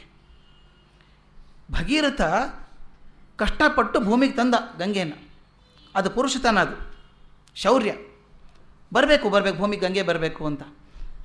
ವಿಶ್ವೇಶ್ವರಯ್ಯನು ಮಾಡಿದ್ದೇನು ಸಣ್ಣ ಕೆಲಸ ಅಲ್ಲ ಅದು ಭಗೀರಥ ಪ್ರಯತ್ನನೇ. ಅವ್ರು ಇಲ್ಲಿ ಡ್ಯಾಮ್ ಮಾಡ್ತೀವಿ ಅಂತ ಹೋದಾಗ ಮಾಡಬೇಡಿ ಅಂತ ಸಾಕಷ್ಟು ಜನ ಹೇಳಿದರು, ಇದು ಆಗೋಲ್ಲ, ಡ್ಯಾಮ್ ಆಗೋಲ್ಲ ಅಂತ. ಅವ್ರು ಹಠ ಹಿಡಿದು ಮಾಡಿದರು. ಎಷ್ಟು ಪ್ರಯತ್ನ, ಎಷ್ಟು ದಿಕ್ಕಿನಲ್ಲಿ ಮಾಡಿದಂಥ ಪ್ರಯತ್ನ ವಿಶ್ವೇಶ್ವರಯ್ಯನವ್ರದ್ದು, ಅದು ಪುರುಷತನ. ಯಾವತ್ತಾದರೂ ಒಂದು ಛಲದಿಂದ ಸಮಾಜಕ್ಕೆ ಒಳ್ಳೆಯದಾಗ್ತದೆ ಅಂತ ಹಠ ಹಿಡಿದು ಮಾಡಿದ್ದಿದೆಯಲ್ಲ, ಅದು ಪುರುಷತನದ ಲಕ್ಷಣ. ಅದು ಕೇಳ್ತಾರೆ, ಕಾಲ ಪ್ರವಾಹದಲ್ಲಿ ಕೊಚ್ಚಿ ಹೋಗ್ಬೋದೇನೋ ಮಾಡಿದ್ದೆಲ್ಲನೂ. ಈಗ ರಾಮ ಕಟ್ಟಿದ ಬ್ರಿಡ್ಜ್ ಇದೆಯಲ್ಲ, ಹೇಳ್ತಾರೆ ಧನುಷ್ಕೋಟಿ. ನಮ್ಮ ಅಜ್ಜ ಅಜ್ಜಿ ಹೋದಾಗ ನೋಡಿದರು, ಧನುಷ್ಕೋಟಿ ನೋಡ್ಕೊಂಡಿದ್ರು. ಧನುಷ್ಕೋಟಿ ಕಾಣಿಸಲ್ಲ ಈಗ, ಧನುಷ್ಕೋಟಿ ಇಲ್ಲ, ಈಗ ಹೋಗಿದೆ, ನೀರು ಸಮುದ್ರದಲ್ಲಿ ಹೋಗ್ಬಿಟ್ಟಿದೆ. ಆದರೆ ಆ ಮಾಡಿದಂಥ ಪ್ರಯತ್ನ ಹೋಗಿಲ್ಲ. ಇವತ್ತಿಗಾದರೂ ನಮ್ಮ ಜನಪದ ನಿಂತು ಹೋಗಿದೆ. ಕೋಟೆ ಕಟ್ಟಿದ್ರು, ಬ್ರಿಡ್ಜ್ ಕಟ್ಟಿದ್ರು ಅಲ್ಲಿಗೆ ಅಂಥೇಳಿ. ಅದಕ್ಕೆ ತೆರಪ ನರಿಯದ ಹರಿವ ಕಾಲ ಪ್ರವಾಹದಲ್ಲಿ ಪುರುಷ ರಚಿತಗಳೇನಿತೋ, ಪುರುಷರಿಂದ ನಿರ್ಮಾಣವಾದಂಥ ಎಷ್ಟೋ ವಸ್ತುಗಳು ತೇಲಿ ಹೋಗಿದ್ದಾವೆ. ಯಾವುವು? ಪುರ ರಾಷ್ಟ್ರ ದುರ್ಗಗಳು ಮತ ನೀತಿ ಯುಕ್ತಿಗಳು. ಆದರೆ ಉಳಿದದ್ದು ಒಂದೇನೆ, ಪುರುಷತನ ನಿಂತಿಹುದು ಮಂಕುತಿಮ್ಮ. ಯಾವ ಮಾನವತೆಯಿಂದ, ಯಾವ ಪುರುಷತನದಿಂದ ಜನಪ್ರವಾಹ ಬೆಳ್ಕೊಂಡು ಬಂದಿದೆಯೋ ಅದರಿಂದಾಗಿ ನಮ್ಮ ಇತಿಹಾಸಕ್ಕೊಂದು ಅರ್ಥ ಬಂದಿದೆ. ಇವ್ರು ಯಾಕೆ ಹಿಂಗೆ ಸಾಧಿಸಿದ್ರು? ಎಲ್ಲರಿಗೂ ಯಾಕೆ ಸಾಧಿಸೋದಿಲ್ಲ? ಕೆಲವರು ಮಾತ್ರ ಸಾಧನೆ ಮಾಡಿದ್ರಲ್ಲ, ಎಲ್ರಿಗೂ ಯಾಕೆ ಆಗೋದಿಲ್ಲ? ಹೇಳ್ತಾರೆ ಅವರಿಗೆ ಒಂದು ವಿಶೇಷ ಇತ್ತು. ಅವ್ರಿಗೇನು ವಿಶೇಷ ಅಂದರೆ, ಒಂದು ಮಾಡಬೇಕು ಅಂತ ತಲೆಗೆ ಬಂದರೆ ತಮ್ಮ ಪ್ರಾಣ ಒತ್ತೆ ಇಟ್ಟು ಮಾಡುವಂಥ ಕೆಲಸ. ಅದು ಮುಂದಿನ ಪದ್ಯ ಬಹಳ ಚೆನ್ನಾಗಿರುವಂಥದ್ದು. 766 766 ತುಂಬ ಪ್ರೀತಿ ಕೊಡುವಂಥ ಪದ್ಯ ಇದು. ಘನತತ್ವ ಒಂದಕ್ಕೆ ದಿನರಾತ್ರಿ ಮನಸೋತು, ನೆನೆಯದು ಇನ್ನೊಂದನು ಎಲ್ಲವ ನೀಡುತ್ತ, ಅದರ ಆ ಅನುಸಂಧಿಯಲ್ಲಿ ಜೀವಭಾರವನ್ನು ಮರೆಯುವುದು ಹನುಮಂತನ ಉಪದೇಶ ಮಂಕುತಿಮ್ಮ. ಎಷ್ಟು ಒಳ್ಳೆ ಮಾತಿದೆ ನೋಡಿ. ಘನತತ್ವ ಒಂದಕ್ಕೆ ದಿನರಾತ್ರಿ ಮನಸೋತು. ಒಂದು ಘನವಾದಂಥ ಶ್ರೇಷ್ಠವಾದಂಥ ಒಂದು ತತ್ವ, ಜೀವನಕ್ಕೊಂದೊಂದು ತತ್ವ ಅಂತಿದೆ. ಆ ತತ್ವಕ್ಕೆ ನಾನು ಒಪ್ಪಿಕೊಂಡ ಮೇಲೆ, ತತ್ವಕ್ಕೆ ಬದ್ಧನಾಗಿರ್ತೀನಿ ಅಂದ ಮೇಲೆ ಬೇರೆ ಚಿಂತೆ ಇಲ್ಲ. ದಿನ ರಾತ್ರಿ ಮನಸೋತು, ಅದು ಅಬ್ಸೆಸ್ಡ್. ಒಂದು ಸಲ ನೆನಪಿದೆ ನನಗೆ, ಮತ್ತೆ ಬೇಂದ್ರೆ ಹೆಸರು ಹೇಳಬೇಕಾಗತ್ತೆ. ಒಂದು ಪೇಪರಲ್ಲಿ ಬಂದಿತ್ತು, ಬೇಂದ್ರೆ ಹುಚ್ಚಿದ್ದಂಗಿದ್ದಾರೆ ಅಂತ. ಹುಚ್ಚಿ ಬೇಂದ್ರೆ ಹುಚ್ಚಿದೆ ಅಂತ. ಯಾಕಂದರೆ ಒಂದು ಸಲ ಮಾತಾಡಿದ್ದು ಅವ್ರು ಅರ್ಥ ಆಗ್ತಿರಲಿಲ್ಲ, ಅವ್ರು ಮಾತಾಡಿದ್ದು ನಮಗಾಗ್ತಿರಲಿಲ್ಲ. ನಮ್ಮ ವೀಕ್ನೆಸ್ ಅದು, ಅವ್ರದ್ದೇನು ತೊಂದರೆ ಇಲ್ಲ. ಅದಕ್ಕೆ ಹೇಳಿದಾಗ ಫಂಕ್ಷನಲ್ಲಿ ಸ್ಟೇಜ್ ಮೇಲೆ ಹೇಳಿಬಿಟ್ರು ಇವರು ಬೇಂದ್ರೆಯವರು, ಹೌದಪ್ಪ ನಾನು ಹುಚ್ಚಿದೆ, ಹುಚ್ಚು ಹಿಡಿದವ್ರದ್ದು ಕೆಲಸ ಆಗೋದಿಲ್ಲ ಅಂತ. ಎಷ್ಟು ಒಳ್ಳೆ ಮಾತು ನೋಡಿ. ಹುಚ್ಚು ಹಿಡಿದವ್ರದ್ದು ಕೆಲಸ ಆಗೋದಿಲ್ಲ. ಜಗತ್ತಲ್ಲಿ ನೋಡಿ ಯಾರು ಸಾಧನೆ ಮಾಡಿದಾರೋ ಅವ್ರು ಹುಚ್ಚು ಹಿಡಿದು ಕೆಲಸ ಮಾಡಿದವರೇ. ಹುಚ್ಚು ಹಿಡಿದವ್ರು ಕೆಲಸದ ಬಗ್ಗೆ ಹುಚ್ಚು ಹಿಡಿಬೇಕು. ಆ ಕೆಲಸ ಬಿಟ್ಟರೆ ಬೇರೆ ಗತಿ ಇಲ್ಲ ಅನ್ನೋ ಹಾಗೆ. ಕೆಲವರು ಇರ್ತಾರೆ, ಊಟದ ಚಿಂತೆ ಇಲ್ಲ, ಅದ್ರ ಚಿಂತೆ ಇಲ್ಲ. ತಾವು ನೋಡಿರಬೇಕು, ನಮ್ಮ ಥಾಮಸ್ ಅಲ್ವಾ ಎಡಿಸನ್ ಅಂತ ಮನುಷ್ಯ, ಹೈಯೆಸ್ಟ್ ನಂಬರ್ ಆಫ್ ಪೇಟೆಂಟ್ಸ್ ಇದ್ದದ್ದು ಅವನಿಗೆ. ಅವನು ಎಷ್ಟು ಕೆಲಸ ಮಾಡ್ತಿದ್ದ ಅಂತಂದರೆ, ಅವನ ಮನೆಯಲ್ಲೇ ಲ್ಯಾಬ್ರಾಟ್ರಿ. ಹೆಂಡತಿ ಬೆಳಗ್ಗೆ ಬ್ರೇಕ್ಫಾಸ್ಟ್ ಮಾಡ್ಕೊಂಡು ಬಂದಿದ್ದಾಳೆ, ತಿಂಡಿ ತಿನ್ನಬೇಕು ಅಂಥೇಳಿ. ಅವನೆಲ್ಲ ಲ್ಯಾಬ್ರಾಟ್ರಿ ಕೆಲಸ ಮಾಡ್ತಿದ್ದ. ಹೇಳಿದ್ದಂತೆ, ನೋಡೋ ತಿಂಡಿ ಇಟ್ಟಿದ್ದೀನಿ ಅಬ್ರಾಮ್, ಥಾಮಸ್ ತಿಂಡಿ ತಗೋ ಅಂತ ಹೇಳಿದ್ದಂತೆ. ಆಯಿತು ಅಲ್ಲೇ ಇಡು, ತೊಗೋತೀನಿ ಅಂತ ಹೇಳ್ದ. ಕೆಲಸದಲ್ಲಿ ಕೂತ್ಕೊಂಡ್ಬಿಟ್ಟ, ಮರ್ತೇ ಹೋಯ್ತು ತಿಂಡಿ ಅವನಿಗೆ. ಈ ಕಡೆ ಬೆನ್ನು ಮಾಡಿ ಏನೋ ಮಾಡ್ತಾ ಇದ್ದಾನೆ. ಅವನ ಸ್ನೇಹಿತ ಬಂದಂತೆ ಒಳಗಡೆ, ಬಂದುಬಿಟ್ಟು ನೋಡ್ದ, ಟೇಬಲ್ ಮೇಲೆ ತಿಂಡಿ ಇದೆ, ಇವನೇನೋ ಮಾಡ್ತಾ ಇದ್ದಾನೆ, ತಮಾಷೆ ಮಾಡೋಣ ಅಂತ ಕೂತ್ಕೊಂಡು ತಿಂಡಿ ತಿಂದಂತೆ ಸ್ನೇಹಿತ. ಥಾಮಸ್ ಅಲ್ವಾ ಎಡಿಸನ್ ಗೊತ್ತೂ ಇಲ್ಲ ಬಂದದ್ದವನು. ಇವನು ತಿಂಡಿ ತಿಂದ ಮೇಲೆ ಹೋಗಿ ಅವನ ಪಕ್ಕದಲ್ಲಿ ನಿಂತ್ಕೊಂಡಂತೆ. ಆಗ ಎಡಿಸನ್ ತಿರುಗಿಬಿಟ್ಟು, ಯಾವಾಗ ಬಂದೆ ನೀನು ಅಂತ ಕೇಳಿದಂತೆ. ಸ್ವಲ್ಪ ಹೊತ್ತು ಹತ್ತಿ ಬಂದು ಅಂತ ಹೇಳಿದಂತೆ. ಆವಾಗ ಎಡಿಸನ್ನು ಆ ತಿಂಡಿ ತಿಂದ್ಬಿಟ್ಟು ತಟ್ಟೆ ಇದೆಯಲ್ಲ, ಆ ತಟ್ಟೆ ನೋಡಿಬಿಟ್ಟು ಅವ್ನ ಫ್ರೆಂಡ್ಗೆ ಸ್ನೇಹಿತರಿಗೆ ಹೇಳ್ತಾನಂತೆ, ಇನ್ನೊಂದು ಸ್ವಲ್ಪ ಮೊದಲೇ ಬಂದಿದ್ದರೆ ಇಬ್ಬರು ತಿಂಡಿ ಕೂಡಿ ತಿನ್ಬೋದಾಗಿತ್ತು ಅಂತ. ತಿಂದೋನು ಇವನು, ಅವನು ಹೇಳೋನು ಇವನು, ಸ್ವಲ್ಪ ಬೇಗ ಬಂದಿದ್ರೆ ಇಬ್ಬರು ಸೇರಿ ತಿನ್ಬೋದಾಗಿತ್ತು ಅಂತ. ಅಂದರೆ ತಿಂಡಿ ತಿಂದಿಲ್ಲ ಅಂತ ಗೊತ್ತಿಲ್ಲ. ಮೇರಿ ಕ್ಯೂರಿ ಪರಿಸ್ಥಿತಿ ಹಾಗೆ ಅಲ್ವಾ? ಮೇರಿ ಕ್ಯೂರಿ ಆ ರಾಶಿ ಪಿಚ್ ಬ್ಲೆಂಡನ್ನು ಆರಿಸಿ ತೆಗೆದು ಶೋಧಿಸಿದಾಗ, 1 ಟನ್ ಶೋಧಿಸಿದಾಗ ಒಂದು ಚೂರು ರೇಡಿಯಂ ಸಿಕ್ಕೋದಾಕೆಗೆ. ಅದು ದಿನರಾತ್ರಿ ಮನಸೋತು, ಘನತತ್ವ ಒಂದಕ್ಕೆ ದಿನರಾತ್ರಿ ಮನಸೋತು, ನೆನೆಯದು ಇನ್ನೊಂದನು ಎಲ್ಲವ ನೀಡುತ್ತ, ತನ್ನಿರುವಂಥ ಎಲ್ಲವನ್ನು ಧಾರೆ ಎರೆದು ಬೇರೆದೇನೂ ಚಿಂತೆ ಮಾಡೋದಿಲ್ಲ. ಅದರ ಆ ಅನುಸಂಧಿಯಲ್ಲಿ ಜೀವಭಾರವನ್ನು ಮರೆಯುವುದು. ಜೀವಭಾರ ಅನಿಸೋದಿಲ್ಲ. ಮೇರಿ ಕ್ಯೂರಿಗಿರುವಂಥ ಕಷ್ಟ ಕಲ್ಪನೆ ಮಾಡ್ಕೊಳ್ಳೋಕೆ ಸಾಧ್ಯ ಇಲ್ಲ ನಾವು. ಆ ಥಂಡಿಯಲ್ಲಿ, ಪೋಲೆಂಡ್ ದೇಶದಲ್ಲಿ ಮರಗಟ್ಟುವಂಥ ಚಳಿ, ರೂಮಿಲ್ಲಾಕೆಗೆ ಆ ಕಾರ್ ಶೆಡ್ಡಲ್ಲಿ ಕೆಲಸ ಮಾಡ್ತಿರೋದು, ಅಂಥ ಥಂಡಿಯಲ್ಲಿ ಕೆಲಸ ಮಾಡುವಂಥದ್ದು. ಅದು ಜೀವಭಾರ ಮರ್ತು ಹೋಗುತ್ತೆ, ಅವ್ರು ತೊಂದರೆ ಅನಿಸೋದಿಲ್ಲ, ಆವಾಗ ಕಷ್ಟ ಅನಿಸೋದಿಲ್ಲ. ನನಗೊಂದು ಭಾಳ ದೊಡ್ಡ ಕಥೆ ನೆನಪಾಗೋದಿಲ್ಲಿ. ಒಬ್ಬ ಬುದ್ಧಿಸ್ಟ್, ಒಬ್ಬ ಬುದ್ಧನ ಸೇವಕನಾಗಿದ್ದಂಥ ಮನುಷ್ಯ, ಬುದ್ಧನ ಶಿಷ್ಯ ಒಬ್ಬ ಮನುಷ್ಯ. ಭಾಳ ತಮಾಷೆಯಾದಂಥ ಕಥೆ ಇದು. ಅವನ ಹೆಸರು ಗೆಸ್ಸಾನ್ ಅಂತ, GESSON, ಗೆಸ್ಸಾನ್ ಅಂತ. ಗೆಸ್ಸಾನಿಗೆ ಅವನ ಹೆಸರು ಬಂದಿತ್ತು ಗ್ರೀಡಿ ಮಾಂಕ್ ಅಂತ. ನೋಡಿ, ವಿಚಿತ್ರ ಹೆಸರು, ಗ್ರೀಡಿ ಮಾಂಕ್ ಅಂದರೆ ಆಸೆಬುರುಕ ಸನ್ಯಾಸಿ ಅಂತ. ಸನ್ಯಾಸಿ ಅಂದರೆ ಆಸೆಬುರುಕ ತಾನೇ ಇರಬೇಕು, ಅವನಿಗೆ ಎಲ್ಲ ಬಿಟ್ಟವನು ತಾನೇ, ಆಸೆ ಬಿಟ್ಟವನು ಸನ್ಯಾಸಿ ಆಗಬೇಕು. ಇವನಿಗೆ ಆಸೆಬುರುಕ ಸನ್ಯಾಸಿ ಅಂತ ಕರೆಯೋದಂತೆ. ಇವನ ಜೀವ ವಿಚಿತ್ರ ಆಗಿದೆ ಪರಿಸ್ಥಿತಿ ಒಂದು. ಅವನು 25-26 ವರ್ಷ ಇದ್ದಾಗ ಅವನಿಗೆ ಸ್ವಲ್ಪ ಡ್ರಾಯಿಂಗ್ ಚೆನ್ನಾಗಿ ಬರ್ತಾ ಇತ್ತಂತೆ. ಒಂದು ಸಲ ಹೋಗಿ ತನ್ನ ಗುರುಗಳಿಗೆ ಕೇಳ್ಕೊಂಡಂತೆ, ತನ್ನ ಗುರುಗಳಿಗೆ, ಬುದ್ಧಿಸ್ಟ್ ಗುರುಗಳಿಗೆ, ಸ್ವಾಮಿ ನನಗೆ ಹಣ ಗಳಿಸ್ಬೇಕು ಅಂತ ಆಸೆ ಆಗಿದೆ ಅಂತ. ಅವ್ರು ಸನ್ಯಾಸ ಬಿಡು ಅಂತ ಹೇಳಿದರು. ಹಣ ಗಳಿಸೋದಿದ್ದರೆ ಸನ್ಯಾಸಿ ಆಗೋಕ್ಕೆ ಸಾಧ್ಯ ಇಲ್ಲ ನೀನು ಅಂತ. ಇಲ್ಲ, ನಾನು ಸನ್ಯಾಸಿ ಆಗಿ ಇದ್ಕೊಂಡೇ ಗಳಿಸ್ಬೇಕು, ನನಗೋಸ್ಕರ ಅಲ್ಲ ಅಂದಂತೆ. ನಿನಗೇನು ಬರುತ್ತೆ ಹಾಗಾದರೆ? ನಾನು ಚೆನ್ನಾಗಿ ಪೇಂಟ್ ಮಾಡಬಲ್ಲೆ, ಹಾಗಾದ್ರೆ ಚೆನ್ನಾಗಿ ಪೇಂಟ್ ಕಲಿ ಅಂತ ಹೇಳಿದ್ರಂತೆ. ಆತ ಒಂದು ಶಾಲೆಗೆ ಹೋಗಿ ನೋಡಿ, 26 ವಯಸ್ಸಿಗೆ ಹೋಗಿ 3-4 ವರ್ಷ ಕಳೆದು ಚೆನ್ನಾಗಿ ಪೇಂಟ್ ಕಲ್ತ್ಕೊಂಡ. ಮೊದಲೇ ಸ್ವಲ್ಪ ಆಸಕ್ತಿ ಇತ್ತು, ಈಗ ದಿನರಾತ್ರಿ ಮನಸ್ಸೋತು, ಅದೇ ಮನಸ್ಸು ಕೊಟ್ಟು ಚೆನ್ನಾಗಿ ಕಲಿತ. 1-2 ವರ್ಷದಲ್ಲಿ ಎಷ್ಟು ಪ್ರಸಿದ್ಧ ಆಗಿಬಿಟ್ಟ ಒಳ್ಳೆಯ ಪೇಂಟರ್ ಅಂಥೇಳಿ, ಗೆಸ್ಸಾನ್ ದ ಪೇಂಟರ್ ಅಂತ ಶುರುವಾಯಿತು. ಆದರೆ ಒಂದು ಚಟ ಬಂದ್ಬಿಡುತ್ತೆ ಅವನಿಗೆ, ದುಡ್ಡು ತೊಗೊಳ್ಳೋದೇನೆ ಯಾವ ಪೇಂಟಿಂಗ್ ಮಾಡಲ್ಲ ಅವನು. ಹೋದ ತಕ್ಷಣ ಯಾರಾದರೂ ಪೇಂಟಿಂಗ್ ಮಾಡಿದರೆ ಎಷ್ಟು ಕೊಡ್ತೀರಿ? ಫಸ್ಟ್ ಚೌಕಾಸಿ ಮಾಡಿ ಹಣಕಾಸು ತೀರ್ಮಾನ ಆದಮೇಲೆ ಬ್ರಷ್ ಹಿಡಿಯೋದು. ಅವನಿಗೆ ಎಷ್ಟು ಕೆಟ್ಟ ಹೆಸರು ಬಂದುಬಿಡ್ತು ಅಂದರೆ, ಗೆಸ್ಸಾನ್ ದ ಗ್ರೀಡಿ ಮಾಂಕ್ ಅಂತ ಶುರು ಮಾಡಿದರು. ಗೆಸ್ಸಾನ್ ದ ಪೇಂಟರ್ ಹೋಗ್ಬಿಟ್ಟು ಗೆಸ್ಸಾನ್ ದ ಗ್ರೀಡಿ ಮಾಂಕ್, ಇವನು ಆಸೆಬುರುಕ ಸನ್ಯಾಸಿ ಅಂತ. ಅವನು ಎಲ್ಲಿ ಬೇಕಾದರೂ ಪೇಂಟಿಂಗ್ ಮಾಡೋನು. ಗೋಡೆ ಮೇಲೆ ಪೇಂಟ್ ಮಾಡಬೇಕಾ ಮಾಡ್ತೀನಿ, ನಿಮ್ಮ ಮನೆ ಹಿತ್ತಲಲ್ಲಿ ಚಿತ್ರ ಬರಿತೇನೆ, ನೆಲದ ಮೇಲೆ ಬರಿತೇನೆ, ಚೆನ್ನಾಗಿ ಬರೆಯೋನು. ಆದರೆ ಹಾಕೋದಕ್ಕಿಂತ ಮೊದಲು ಇಷ್ಟು ದುಡ್ಡು ಕೊಡಬೇಕು, ಕೊಟ್ಟರೆ ಮಾಡ್ತೀನಿ. ಜನನವರು ಸನ್ಯಾಸಿಗೆ ಯಾಕೆ ಬೇಕು ಇಷ್ಟು ದುಡ್ಡು ಅಂತ. ಅವನಿಗೆ ಜನ ಸಾಕಷ್ಟು ಅಪಮಾನ ಮಾಡ್ತಾಯಿದ್ರು, ಸನ್ಯಾಸಿಯಾಗಿ ದುಡ್ಡು ಕೇಳ್ತಾನೆ ಪ್ರತಿಯೊಂದಕ್ಕೂ ಇವನು ಅಂತ ಹೇಳಿ. ಅವನು ಏನು ಮುಖ ಸಿಂಟರ್ಸ್ಕೋತಾ ಇರಲಿಲ್ಲ. ನಂದು ಕೆಲಸ ಇಷ್ಟು, ದುಡ್ಡು ಕೊಟ್ಟರೆ ಮಾಡ್ತಿದ್ರೆ ಮಾಡಲ್ಲ. ಒಂದು ಸಲ ಆ ಕತೆ ಬರುತ್ತೆ, ಭಾಳ ಕಿರಿಕಿರಿ ಆಗುವಂಥ ಕತೆ ಮನಸ್ಸಿಗೆ ಅದು. ಒಂದು ಸಲ ಅಲ್ಲಿರುವಂಥ ವೈಶ್ಯ ಕರೆದಂತೆ ಅವನ್ನ, ನಾನು ಚಿತ್ರ ಬಿಡಿಸ್ತೀಯ ನೀನು ಅಂತ ಕೇಳಿದಂತೆ.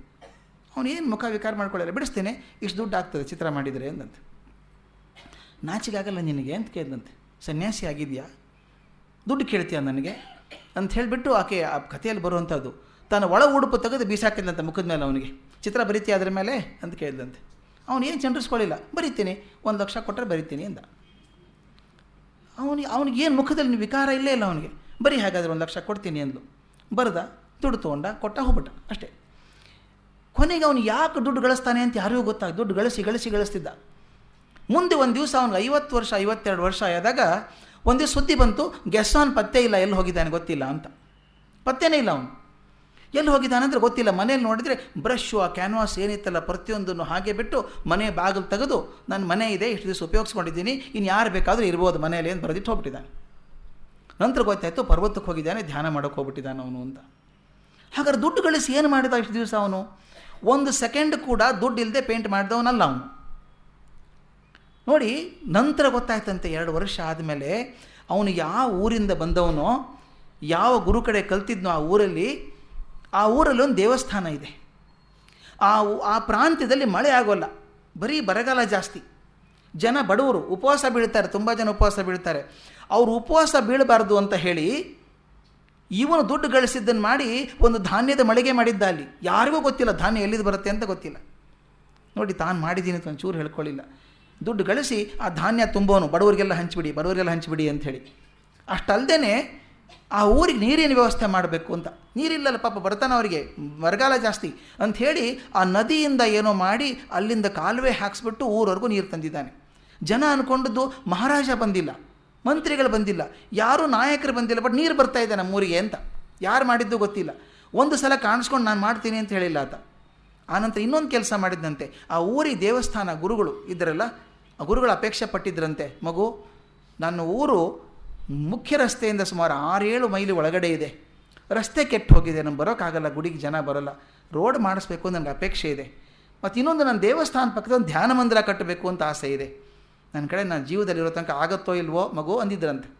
ಅಷ್ಟೇ ಗುರುಗಳು ಅಪೇಕ್ಷೆ ಪಟ್ಟಿದ್ದರು, ಒಂದು ಧ್ಯಾನ ಮಂದಿರ ಆಗಬೇಕು, ರಸ್ತೆ ಆಗಬೇಕು, ನಮ್ಮ 3 ಜನಕ್ಕೆ ನೀರು ಆಗಬೇಕು.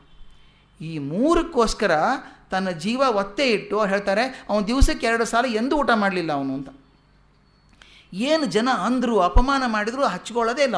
ಅವನು ದುಡ್ಡು ಕಲೆಕ್ಟ್ ಮಾಡೋದು, ಅಲ್ಲಿ ಕಳಿಸೋದು, ಆ ನೀರು ಮಾಡಬೇಕು, ಧ್ಯಾನ ಮಂದಿರ ಕಟ್ಟಿಸಿದ. ಯಾವತ್ತು ಎಲ್ಲ ವ್ಯವಸ್ಥೆ ಆಯಿತು ಅಂತ ಆಯಿತೋ ಮರುದಿನ ಬ್ರಷ್ ಇಟ್ಟ ಕಾಡಿಗೆ ಹೋದ. ನೋಡಿ, ಘನತತ್ವ ಒಂದಕ್ಕೆ ದಿನರಾತ್ರಿ ಮನಸೋತು, ನೆನೆಯದು ಇನ್ನೊಂದನ್ನು ಎಲ್ಲವ ನೀಡುತ್ತಾ. ಆ ಅನುಸಂಧಿಯಲ್ಲಿ ಅನುಸಂಧಾನ ಮಾಡುವಾಗ ಜೀವ ಭಾರವನ್ನು ಮರೆಯುವುದು, ತನ್ನ ಜೀವದ ಭಾರನೇ ಮರೆತು ಬಿಡ್ತದೆ. ಹನುಮಂತನ ಉಪದೇಶ ಮಂಕುತಿಮ್ಮ. ನಮ್ಮ ಆಂಜನೇಯ ಮಾಡಿದ್ದದೇ ಅಲ್ವಾ. ಶ್ರೀರಾಮ ತನ್ನ ಗುರು, ನಾಯಕ, ಸಾರ್ವಭೌಮ, ಚಕ್ರವರ್ತಿ, ತನ್ನ ಪ್ರಭು ಅಂತ ಅನ್ನಿಸ್ಕೊಂಡ ಮೇಲೆ ಬೇರೆ ಕಡೆ ಚಿಂತೆ ಇಲ್ಲ, ಯಾವುದೂ ಚಿಂತೆ ಇಲ್ಲ. ಇನ್ನೇನಿದ್ರೂ ಶ್ರೀರಾಮ ಅಷ್ಟೇ ಅವನಿಗೆ. ಅದಕ್ಕೆ ಹೇಳ್ತಾರಲ್ಲ, ಎದೆ ಸೀಳಿದಾಗ ರಾಮಚಂದ್ರ ಕಾಣಿಸ್ತಾ ಒಳಗಡೆ ಅಂತ, ಮತ್ತೊಂದು ಏನೂ ಕಾಣಿಸೋದಿಲ್ಲ ಅವನಿಗೆ. ಅಷ್ಟು ಆ ಹನುಮಂತನ ಉಪದೇಶ ಇದು ಅಂತ. ಇನ್ನೊಂದು ಸ್ವಾರಸ್ಯ ಜೀವನದ್ದು ಅಂದರೆ, ಈ ಪ್ರಪಂಚ ದ್ವಂದ್ವಮಯವಾದದ್ದು ಅಂತ. ದ್ವಂದ್ವ ಕಾಡುತ್ತೆ ನಮಗೆ, ಇದೆಯೋ ಇಲ್ವೋ, ಇದೇ ಇದೆ, 2 ವಿರುದ್ಧವಾದಂಥ ವಸ್ತುಗಳು ಅವನು ಹೊಂದಾಣಿಕೊಂಡು ನಡಿಬೇಕಾಗ್ತದೆ ಜೀವನದಲ್ಲಿ. ಈ ದ್ವಂದ್ವಗಳನ್ನು ಸಮನ್ವಯಿಸೋದೇ ಒಂದು ಸ್ವಾರಸ್ಯ ಅಂತ ಹೇಳ್ತಾರೆ. ಆ 2 ಪದ್ಯ ತುಂಬ ಚೆನ್ನಾಗಿರುವಂಥದ್ದು.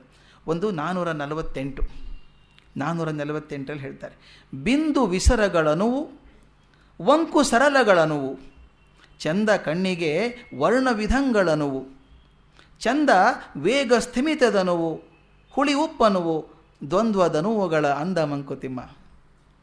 ಈ ದ್ವಂದ್ವಗಳಿದೆ. ಆ ದ್ವಂದ್ವಗಳನ್ನು ಹೇಗೆ ನಾವು ಅವನ ಸಂಧಾನ ಮಾಡ್ಕೋತೀವಿ, ಅನುವು ಮಾಡ್ಕೋತೀವಿ ಅಂತಂದರೆ, ಬಿಂದು ವಿಸರಗಳನುವು. ಬಿಂದು ಅಂದರೆ ಒಂದು ಚುಕ್ಕೆ, ವಿಸರ ಅಂದರೆ ವಿಸ್ತಾರವಾದಂಥದ್ದು. ತುಂಬ ವಿಸ್ತಾರವಾದದ್ದಕ್ಕೆ ಒಂದು ಚುಕ್ಕೆ ಏನು ಗಮನಿಸಿ. ದೊಡ್ಡ ಗೋಡೆ ಬೆಳ್ಳಗೆ ಪೇಂಟ್ ಮಾಡೋಣ, ಒಂದು ಸಣ್ಣ ಚೂರು ಮಸಿ ಹಾಕಿಬಿಟ್ರೆ, ಒಂದು ಹನಿ ಮಸಿ ಹಾಕಿದರೆ, ಒಂದು ಸಣ್ಣ ಚುಕ್ಕೆ ಇಟ್ಟರೆ, ಈ ಗೋಡೆ ಮೇಲೆ ಏನಿದೆ ಅಂತ 100 ಜನನ ಕೇಳಿ, 100 ಜನದಲ್ಲಿ 98 ಜನ ಅಲ್ಲಿ ಮಸಿ ಇದೆ ಅಂತಾರೆ ಅಲ್ವಾ. ಗೋಡೆ ಬಿಳಿ ಇದೆ ಅಂತ ಹೇಳೋದು ಭಾಳ ಕಮ್ಮಿ. ಗೋಡೆ ಇಷ್ಟು ವಿಸ್ತಾರವಾದಂಥ ಗೋಡೆ ಇದ್ದು ಒಂದು ಚುಕ್ಕೆ ಇದ್ದದನ್ನು, ಚುಕ್ಕೆ ಸಣ್ಣದು, ವಿಸ್ತಾರವಾದದ್ದು ತುಂಬ ದೊಡ್ಡದು, ಅವುಗಳನ್ನೆಲ್ಲ ಅನುಬಂಧ ಮಾಡ್ಕೋಬೇಕು. ನನಗೆ ನೆನಪಿದೆ, ಎಷ್ಟೋ ಜನ ಪೇಂಟಿಂಗಲ್ಲಿ ಈಗ ಗಣೇಶನ ಚಿತ್ರ ಮಾಡ್ತಾರೆ, ನೋಡಿರಬೇಕು, ಗಣಪತಿ ಚಿತ್ರ ಮಾಡ್ತಿರ್ತಾರೆ. ಏನಿಲ್ಲ, ಬರೀ ಹೀಗೊಂದು ಮಾಡಿಬಿಟ್ರೆ ಗಣೇಶ ಪೂರ್ತಿ ಮೊದಲು ಕಿರೀಟ ಮಾಡಬೇಕು ಅಂತಿಲ್ಲ. ತಾವು ನೋಡಿರ್ಬೇಕು ಎಷ್ಟು ಚೆನ್ನಾಗಿ ಆರ್ಟಿಸ್ಟಿಕ್ಕಾಗಿ ಬರೀ ಹೀಗೆ ಮಾಡಿದರೆ ಗಣೇಶ ಆಗಬೇಕು. ಒಂದು ಗೆರೆಯಿಂದ, ಒಂದು ವಂಕ ಗೆರೆಯಿಂದ ಒಂದು ಚಿತ್ರವನ್ನು ಕಲ್ಪನೆ ಮಾಡುವಂಥದ್ದು. ಇಲ್ಲಿ ಒಂದು ಬಿಂದು ಮತ್ತು ಒಂದು ವಿಸ್ತಾರ, ಇವುಗಳ ನಡುವೆ ಅನುಸಂಧಿ ಆಗಬೇಕು. ವಂಕು ಸರಳಗಳನುವು, ಸರಳವಾಗಿರೋದಕ್ಕೂ ವಂಕಾಗಿರೋದಕ್ಕೂ ಸೊಟ್ಟಾಗಿರೋದಕ್ಕೂ ಅನುವಾಗಬೇಕು. ಮುಂದೆ ಚಂದ ಕಣ್ಣಿಗೆ ವರ್ಣ ವಿವಿಧಗಳು, ಅವುಗಳ ಅನುವು. ಬಣ್ಣ ಒಂದೇ ಇದ್ದರೆ ಬೇಜಾರಾಗುತ್ತೆ. ಒಂದು ಬಣ್ಣದ ಮತ್ತೊಂದು ಬಣ್ಣ ಸೇರಿಸ್ಬಿಟ್ರೆ, ಈ ಮಾಡರ್ನ್ ಕವರ್ ಪೇಜ್ ಡಿಸೈನ್ ಮಾಡ್ತಾರೆ ನೋಡಿದ್ದೀರಾ, ಎಷ್ಟು ಥರದ ಬಣ್ಣ ಹಾಕಿ ಮಾಡ್ತಾರೆ. ನಾನೊಂದು ಸ್ಕೂಲಲ್ಲಿ ಮಾಡಿಸಿದ್ದೆ ಒಂದು ಸಲ. ನಮ್ಮಲ್ಲಿ ಒಂದು ದೊಡ್ಡ ಡ್ರಾಯಿಂಗ್ ಶೀಟ್ ಹಾಕ್ಸ್ಬಿಟ್ಟು ಎಲ್ಲ ಮಕ್ಕಳಿಗೂ ಸಣ್ಣ ಸಣ್ಣ ಕಪ್ಪಲ್ಲಿ ಬೇರೆ ಬೇರೆ ಬಣ್ಣ ಮಾಡ್ಕೊಂಬರ್ಬೇಕು, ಬೇರೆ ಬೇರೆ ಬಣ್ಣ ಕಲಿಸ್ಕೊಂಬರ್ಬೇಕು ಅವರು. ಅಲ್ಲಿ ಉಗ್ಗಿಬಿಡೋದು ಅಷ್ಟೇ, ಅದನ್ನು ಬಂದು ಚೆಲ್ಲಿಬಿಡೋದು, ಅದ್ರ ಮೇಲೆ ಉಗ್ಗಿಬಿಡೋದು ಅಷ್ಟೇ, ಏನೂ ಕೆಲಸ ಇಲ್ಲ. ಬಂದು ಉಗ್ಗಿಬಿಡೋದು, ಬೇರೆ ಬೇರೆ ಕಡೆ ಹೋಗೋದು, ಅದನ್ನು ಅದು ಇಳಿತಾ ಇರ್ತದೆ. ಅದನ್ನು ದಯವಿಟ್ಟು ಗಮನಿಸಿ, ಎಷ್ಟು ಚೆನ್ನಾಗಾಗಿತ್ತು ಅದು ಅಂತಂದರೆ, ಯಾರೋ ಬಂದು ಯಾರು ಮಾಡಿದ್ದಿದು ಅಂತ ಕೇಳುವಷ್ಟು ಮಟ್ಟಿಗೆ ಚೆನ್ನಾಗಾಗಿತ್ತು. ಬೇರೆ ಬೇರೆ ಬಣ್ಣ, ಒಂದೇ ಬಣ್ಣ ಇದ್ದರೆ ಅಷ್ಟು ಚೆಂದ ಅನಿಸಲ್ಲ. 108 ಬಣ್ಣ ಸೇರಿದಾಗ ಎಷ್ಟು ಚೆನ್ನಾಗಿರುತ್ತೆ ನೋಡಿ. ಒಂದು ಬಣ್ಣ ಮತ್ತೊಂದು ಬಣ್ಣಕ್ಕೆ ವಿರುದ್ಧವಾಗಿ ಅನಿಸಿದರೂ ಕೂಡ ಅವೆರಡೂ ಪಕ್ಕದಲ್ಲಿದ್ದಾಗ ತುಂಬ ಚೆನ್ನಾಗಿ ಅನಿಸುತ್ತೆ. ಅವ್ರ ನಡುವೆ ಸಂಧಾನ ಆಗಬೇಕು.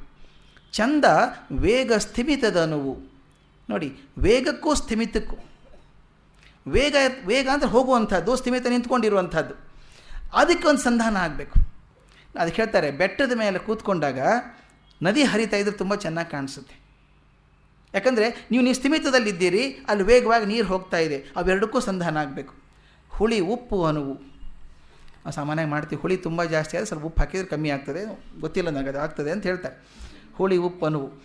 ಹುಳಿಗೂ ಉಪ್ಪಿಗೂ ಸಂಧಾನ ಮಾಡುವಂಥದ್ದು. ಒಂದಕ್ಕೊಂದು ವಿಪರೀತವಾದರೂ ಕೂಡ, ವಿರುದ್ಧವಾದರೂ ಕೂಡ ಒಂದಕ್ಕೊಂದು ಸಂಧಾನ ಮಾಡೋಕ್ಕೆ ಸಾಧ್ಯ ಇದೆ. ಈ ದ್ವಂದ್ವದ ಅನುವುಗಳ ಅಂದ ಮಂಕುತಿಮ್ಮ. ದ್ವಂದ್ವಗಳನ್ನು ಒಂದಕ್ಕೊಂದು ಸೇರಿಸ್ಕೊಳ್ಳೋದಿದೆಯಲ್ಲ, ಅದೇ ಅಂದ ಅಂತ. ಅದನ್ನು ಸ್ವಲ್ಪ ವಿಸ್ತಾರ ಮಾಡ್ತಾರೆ ಮುಂದಿನ ಪದ್ಯದಲ್ಲಿ, ವಿಶೇಷವಾಗಿ ಅರ್ಥ ಕೊಡ್ತಾರೆ. 451ರಲ್ಲಿ ನೀಲ ವಿಸ್ತರವಿರಲು, ಅದೇ ಅರ್ಥ ನೋಡಿ. ಬಿಂದು ವಿಸರಗಳು ಅನ್ನುವುದು ಹೇಳ್ತಾರೆ. ನೀಲ ವಿಸ್ತರವಿರಲು ನಕ್ಷತ್ರ ಬಿಂದು ಸೊಗ. ದೊಡ್ಡ ಆಕಾಶ, ನೀಲಿ ಆಕಾಶ, ಒಂದು ನಕ್ಷತ್ರ ಇದ್ರೆ ಎಷ್ಟು ಚೆನ್ನಾಗಿ ಕಾಣುತ್ತಲ್ಲ ಅಂತ ಅನಿಸುತ್ತೆ. ಬರೀ ನಕ್ಷತ್ರ ಆಕಾಶದಲ್ಲಿ ಇದ್ದಾಗ ಚೆಂದ ಕಾಣಿಸುತ್ತೆ. ಅಂದರೆ ನೀಲ ವಿಸ್ತರವಿರಲು ನಕ್ಷತ್ರ ಬಿಂದು ಸೊಗ. ಶೈಲದ ಅಚಲತೆ ಇರಲು ಝರಿಯ ವೇಗ ಸೊಗ. ಶೈಲದ ಅಚಲತೆ ಇರಲು, ಒಂದು ಪರ್ವತದ ಬೆಟ್ಟದ್ದು ಅಚಲತೆ ಇದ್ದಾಗ ಆವಾಗ ನೀರು ಹರಿಯೋದು ತುಂಬ ಚೆನ್ನಾಗಿ ಕಾಣಿಸುತ್ತೆ. ಝರಿಯ ವೇಗ ಚಗ. ನೀವು ನೋಡಿರಬೇಕು, ಗುಡ್ಡದ ಮೇಲೆ ನಿಂತು ನೋಡಿದರೆ ನೀರು ಜೋರಾಗಿ ಹರಿತಿರ್ಬೇಕಾದ್ರೆ ಬಹಳ ಖುಷಿ ಆಗುತ್ತೆ. ಏನು ವೇಗ ಇದೆಯಲ್ಲ ಅಂತ. ಅದು ಎತ್ತರದಿಂದ ಗಟ್ಟಿ ನಿಂತ್ಕೊಂಡಾಗೆ ಆಗೋದು. ಬಾಳು ಬಯಲಂತಿರಲು ಮನೆಯ ಅಚ್ಚುಕಟ್ಟಿಂಬು. ಬಾಳು ಬಯಲಂತಿರಲು ಮನೆಯ ಅಚ್ಚುಕಟ್ಟು ಅಂತಿದೆಯಲ್ಲ, ಅದು ಇಂಬು. ವೈಲಕ್ಷಣದ ಚಂದ ಮಂಕುತಿಮ್ಮ. ಒಂದಕ್ಕೊಂದು ವೈಲಕ್ಷಣ ಅನಿಸಿದರೂ ಕೂಡ ಅವೆರಡೂ ಒಂದಕ್ಕೊಂದು ಸೇರಿಕೊಂಡಾಗ ಬಾಳೆಗೊಂದು ಚಂದ ಬರ್ತದೆ ಅಂತ. ಹೀಗೆ ಬದುಕಿಗೆ ನೂರಾರು ರಸಗಳು ಬರ್ತದೆ. ಅದರೊಳಗೆ 3 ರಸಗಳನ್ನು DVG ಒತ್ತು ಕೊಟ್ಟು ಹೇಳ್ತಾರೆ. ಅವಕ್ಕೆ ರಸತ್ರಯ ಅಂತ ಕರೀತಾರೆ. ಆ ರಸತ್ರಯಗಳು ಯಾವುದು ಅಂತ ಆ 2 ಪದ್ಯಗಳನ್ನು ಜೊತೆಗೆ ತಗೊಳ್ಳೋಣ. 455, 56. ಸುಂದರದ ರಸನೂರು. ಸುಂದರದ ರಸನೂರು ಸಾರ ಅದರೊಳು 3. ರಸದ್ದು 100 ರಸಗಳಿದೆ, ಅದರೊಳಗೆ ಮುಖ್ಯವಾಗಿ ಸಾರವಾಗಿರುವಂಥದ್ದು 3. ಸುಂದರದ ರಸನೂರು ಸಾರ ಅದರೊಳು 3. ಹೊಂದಿಪ್ಪವು ಮೋಹ ಕರುಣೆ ಶಾಂತಿಗಳ. ಮೋಹ ಕರುಣೆ ಶಾಂತಿಗಳ. ಒಂದರಿಂದೊಂದು ಬೆಳೆಯಾದಂದು ಜೀವನವು ಚೆಂದುಕೊಂಡು ಉಜ್ಜಗವು ಮಂಕುತಿಮ್ಮ. ಸುಂದರದ ರಸ 100, ಸುಂದರವಾದಂಥ ರಸ 100 ಇದೆ. ಸಾರ ಅದರೊಳು 3, ಅದರೊಳು 3 ಮುಖ್ಯವಾದಂಥದ್ದು. ಹೊಂದಿಪ್ಪವು ಆ 3 ಯಾವುದು ಅಂದರೆ ಮೋಹ ಕರುಣೆ ಶಾಂತಿಗಳು. ಒಂದರಿಂದೊಂದು ಬೆಳೆಯಾದಂದು ಜೀವನವು ಒಂದಕ್ಕೊಂದು ಸೇರಿಕೊಂಡು ಒಂದಕ್ಕೊಂದು ವೃದ್ಧಿ ಆಗಬೇಕು. ಆದಾಗ ಜೀವನಕ್ಕೆ ಏನಾಗ್ತದೆ ಅಂದರೆ ಚಂದಗೊಂಡು ಉಜ್ಜುಗವು ಮಂಕುತಿಮ್ಮ. ಚಂದಗೊಂಡ ಸುಂದರವಾದಂಥ ಉಜ್ಜುಗ ಅಂದರೆ ಕೆಲಸ. ಜೀವನ ಸುಂದರವಾದಂಥ ಒಂದು ಕೆಲಸ ಆಗ್ತದೆ ಅಂತ. ಅವು 3 ಗುಣಗಳು ಯಾವುದು ಅಂತ ಚೆನ್ನಾಗಿ ಹೇಳ್ತಾರೆ ಮುಂದಿನ ಪದ್ಯದಲ್ಲಿ. ಮೋಹದ ಕೆಲಸ ಏನು ಅಂತ ತಮಾಷೆ ಆಗಿದೆ ಅದು. ಪಿಡಿ ಗಳಿಸು ಭುಜಿಸು ಒಡೆಯನಾಗು ಎನ್ನುವುದು ಮೋಹ. ನೋಡಿ, ಮೋಹದ ಗುಣ ಎಷ್ಟು ಚೆನ್ನಾಗಿ ಹೇಳ್ತಾರೆ. ಆ ಮೋಹ ಕರುಣೆ ಶಾಂತಿಗಳ ಬಗ್ಗೆ 3 ಸಾಲ ಹೇಳ್ತಾರೆ. ಪಿಡಿ ಗಳಿಸು ಭುಜಿಸು ಒಡೆಯನಾಗು ಎನ್ನುವುದು ಮೋಹ. ಕೊಡು ಸಲಿಸು ಸೇವೆಗೈ ಎನ್ನುವುದು ಕರುಣೆ.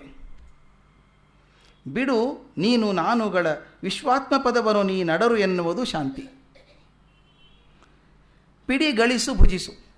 ಮೋಹದ ಆಸೆ ಅಂದರೆ ಪಡ್ಕೊಳ್ಬೇಕು, ತೊಗೊಳ್ಬೇಕು, ಸ್ವೀಕರಿಸಬೇಕು, ಜಾಸ್ತಿ ಮಾಡ್ಕೋಬೇಕು ಅಂತ. ಪಿಡಿ ಗಳಿಸು ಭುಜಿಸು ಒಡೆಯನಾಗು ಎನ್ನುವುದು ಮೋಹ. ಕೊಡು ಸಲ್ಲಿಸು ಸೇವೆಗೈ ಎನ್ನುವುದು ಕರುಣೆ. ಈಗ ನಮ್ಮ ಸ್ನೇಹಿತರೊಂದು ಒಳ್ಳೆ ಮಾತು ಹೇಳ್ತಾ ಇದ್ದಿರ್ತರ ಬಗ್ಗೆ. ಒಬ್ಬ ವ್ಯಾಪಾರಸ್ಥರು ನದಿಗೆ ಸ್ನಾನಕ್ಕೆ ಹೋಗಿದ್ದರಂತೆ. ನದಿಗೆ ಸ್ನಾನಕ್ಕೆ ಹೋದಾಗ ಸ್ವಲ್ಪ ಜಾರಿಕೆ ಇದೆ, ಜಾರಿ ನೀರಲ್ಲಿ ಬಿದ್ದರು. ಈಸ್ ಬರಲ್ಲ ಅವರಿಗೆ. ಕಟ್ಟೆ ಮೇಲೆ ನಿಂತ್ಕೊಂಡು ಕೂಗೋಕ್ಕೆ ಶುರು ಮಾಡಿದಂತೆ. ಪಾಪ ಬಿದ್ದರು, ನೀರಲ್ಲಿ ಬಿದ್ದರು ಅಂತ. ಎಳ್ಕೊಳ್ರಿ ಮೇಲೆ ಅವ್ರನ್ನ ಅಂತ ಹೇಳಿದ್ರಂತೆ. ಎಳ್ಕೊಳಕ್ಕೆ ಇವ್ರೇನು ಮಾಡಿದ್ರು ಅಂದರೆ ಕೈ ಕೊಡಿ ನಿಮ್ಮದು, ಎಳ್ಕೊತೇನೆ ಅಂದ್ರಂತೆ. ಕಟ್ಟೆ ಮೇಲೆ ನಿಂತ್ಕೊಂಡು ಕೈ ಕೊಡಿ ಎಳ್ಕೊತೇನೆ ಅಂತ. ಅವ್ರಿಗೆ ಕೇಳಿಸ್ತಾ ಇಲ್ವೋ ಏನೋ, ಕೈನೇ ಕೊಡ್ತಾ ಇಲ್ಲ ಅವರು. ಎಷ್ಟು ಕೂಕೊಂಡ್ರು ಕೈ ಕೊಡ್ತಾ ಇಲ್ಲ.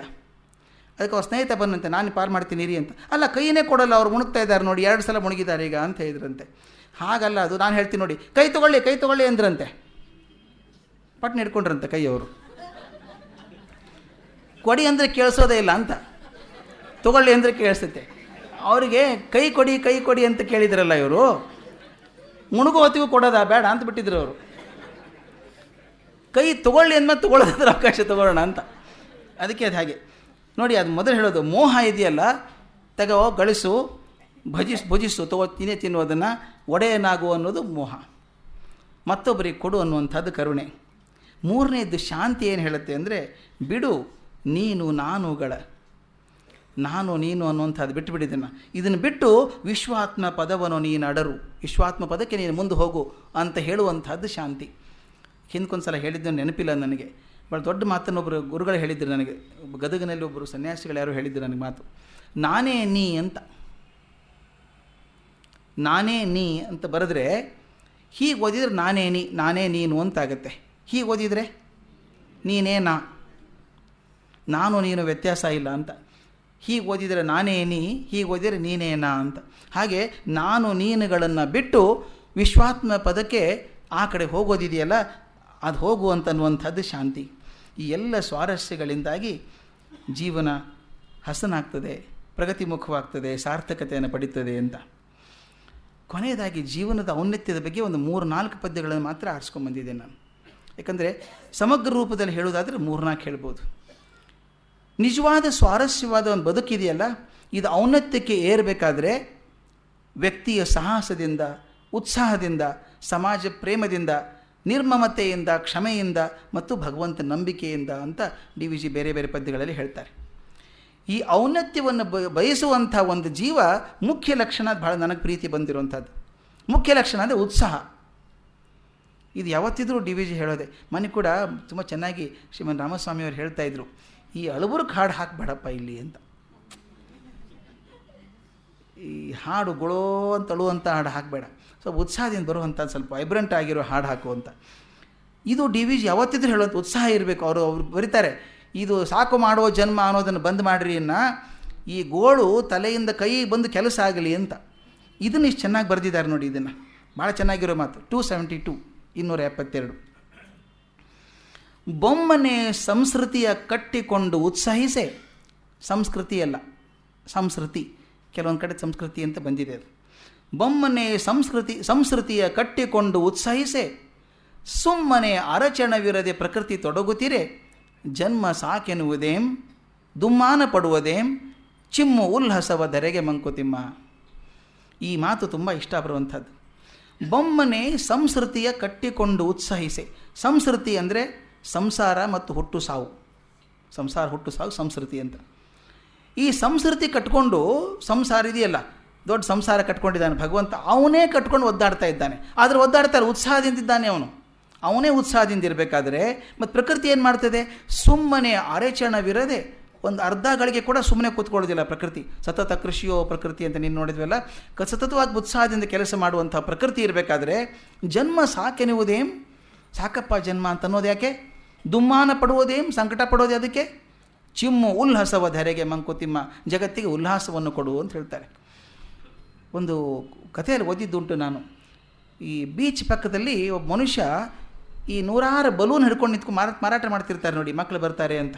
ಬೇರೆ ಬೇರೆ ಬಣ್ಣದ ಬಲೂನ್ ಹಿಡ್ಕೊಂಡು ಹಾರಿಸ್ತಾ ಇದ್ದಂತೆ. ಇದು ಅಮೇರಿಕನ್ ಕಥೆ ಆದ್ದರಿಂದ ಸ್ವಲ್ಪ ಬೇರೆ ರೀತಿ ಇದೆ. 100 ಬಲೂನ್ ಹಿಡ್ಕೊಂಡು ನಿಂತ್ಕೊಂಡಿದ್ದಂತೆ ಸಮುದ್ರ ದಂಡೆಗೆ. ಒಬ್ಬ ಹುಡುಗ ಹೋದಂತೆ, ಅಮೇರಿಕನ್ ಬ್ಲ್ಯಾಕ್ ಬಾಯ್, ನಿಗ್ರೋ ಹುಡುಗ. ಅಲ್ಲಿ ಹೋಗ್ಬಿಟ್ಟು ಅವನಿಗೆ ನೋಡಿದ್ದಂತೆ ಎಲ್ಲ ಬೇರೆ ಬೇರೆ ಬಣ್ಣದ್ದು ಬಲೂನ್ ಇತ್ತು, ಕರಿ ಬಣ್ಣದ ಬಲೂನ್ ಇರಲಿಲ್ಲಂತೆ. ಎಲ್ಲ ಬಣ್ಣದ ಬಲೂನ್ ಇತ್ತು. ಆ ಮಗು ಹೋಗಿ ಕೇಳಿದಂತೆ, ಈ ಎಲ್ಲ ಬಲೂನ್ ಹಾರುತ್ತಾ ಮೇಲೆ ಅಂತ ಕೇಳಿದಂತೆ. ಹೌದು, ಈ ದಾರ ಬಿಟ್ಟರೆ ಮೇಲೆ ಹೋಗುತ್ತೆ ಅಂತ ಹೇಳಿದಂತೆ ಅವನು. ಹುಡುಗನ ಮನಸ್ಸು ನೋಡಿ, ಕರಿ ಬಲೂನು ಹಾರುತ್ತಾ ಅಂತ ಕೇಳಿದಂತೆ. ಆ ಮನುಷ್ಯ ಚೆನ್ನಾಗಿ ಹೇಳಿದಂತೆ, ಮಗು, ಬಲೂನಿನ ಬಣ್ಣ ಮುಖ್ಯ ಅಲ್ವೋ, ಒಳಗಡೆ ಏನಿದೆಯೋ ಅದರಿಂದ ಹಾರತ್ತೆ ಅದು ಅಂತ ಹೇಳಿದಂತೆ. ಬಲೂನಿನ ಒಳಗೆ ಏನಿದೆಯೋ ಅದರಿಂದ ಹಾರತ್ತೆ ಅದು ಅಂತ. ಎಷ್ಟು ಫಿಲಾಸಾಫಿಕಲ್ ಆಗಿದೆ ನೋಡಿ.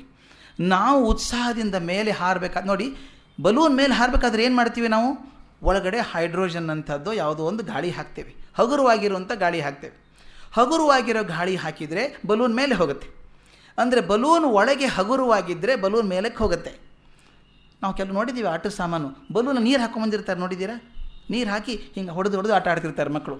ಆ ಬಲೂನ್ ಬಿಟ್ಟರೆ ಏನಾಗುತ್ತೆ, ಕೆಳಗೆ ಬೀಳುತ್ತೆ.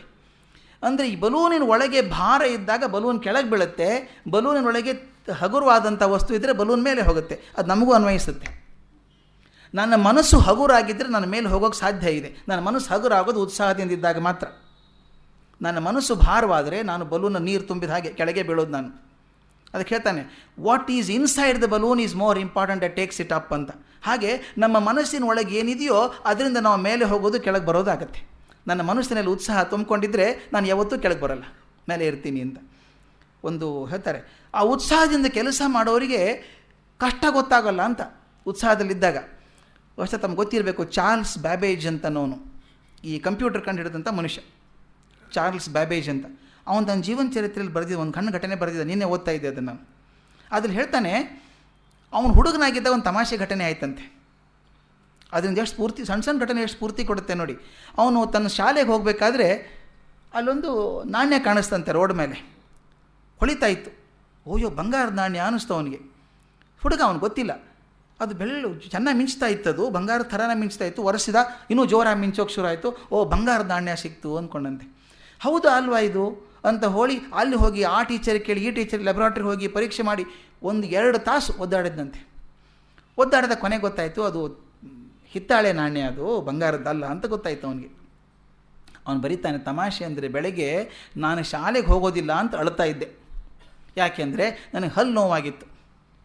ಹಲ್ಲು ನೋವು, ಶಾಲೆಗೆ ಹೋಗೋದಿಲ್ಲ ಅಂತ ಅಳ್ತಾ ಇದ್ದವನು ಈ ನಾಣ್ಯ ಸಿಕ್ಕ ಮೇಲೆ ಅದು ಹಿತ್ತಾಳೆದು ಅಂತ ಗೊತ್ತಾಗೋವರೆಗೂ 2-3 ತಾಸು ಓಡಾಡಿದ್ನಲ್ಲ, ಹಲ್ಲು ನೋವೇ ಇರಲಿಲ್ಲ ನನಗೆ, ಗೊತ್ತೇ ಆಗಲಿಲ್ಲ ನನಗೆ.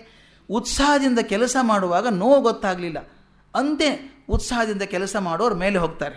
ಅದಕ್ಕೆ ಹೇಳ್ತಾರೆ, ಬೊಮ್ಮನೆಯ ಸಂಸ್ಕೃತಿಯ ಕಟ್ಟಿಕೊಂಡು ಉತ್ಸಾಹಿಸಿ ಅವನಿಗೆ ಉತ್ಸಾಹ ಇರಬೇಕಾದ್ರೆ ಸುಮ್ಮನೆ ಅರೆಚಣವಿರದೆ ಪ್ರಕೃತಿ ತೊಡಗುವರೆ ಜನ್ಮ ಸಾಕೆನ್ನುವುದೇಂ, ದುಮ್ಮಾನ ಪಡುವುದೇಂ, ಉಲ್ಲಾಸ ಚಿಮ್ಮು ಧರೆಗೆ ಉಲ್ಲಾಸವನ್ನು ಕೊಡು ಅಂತ ಹೇಳ್ತಾರೆ.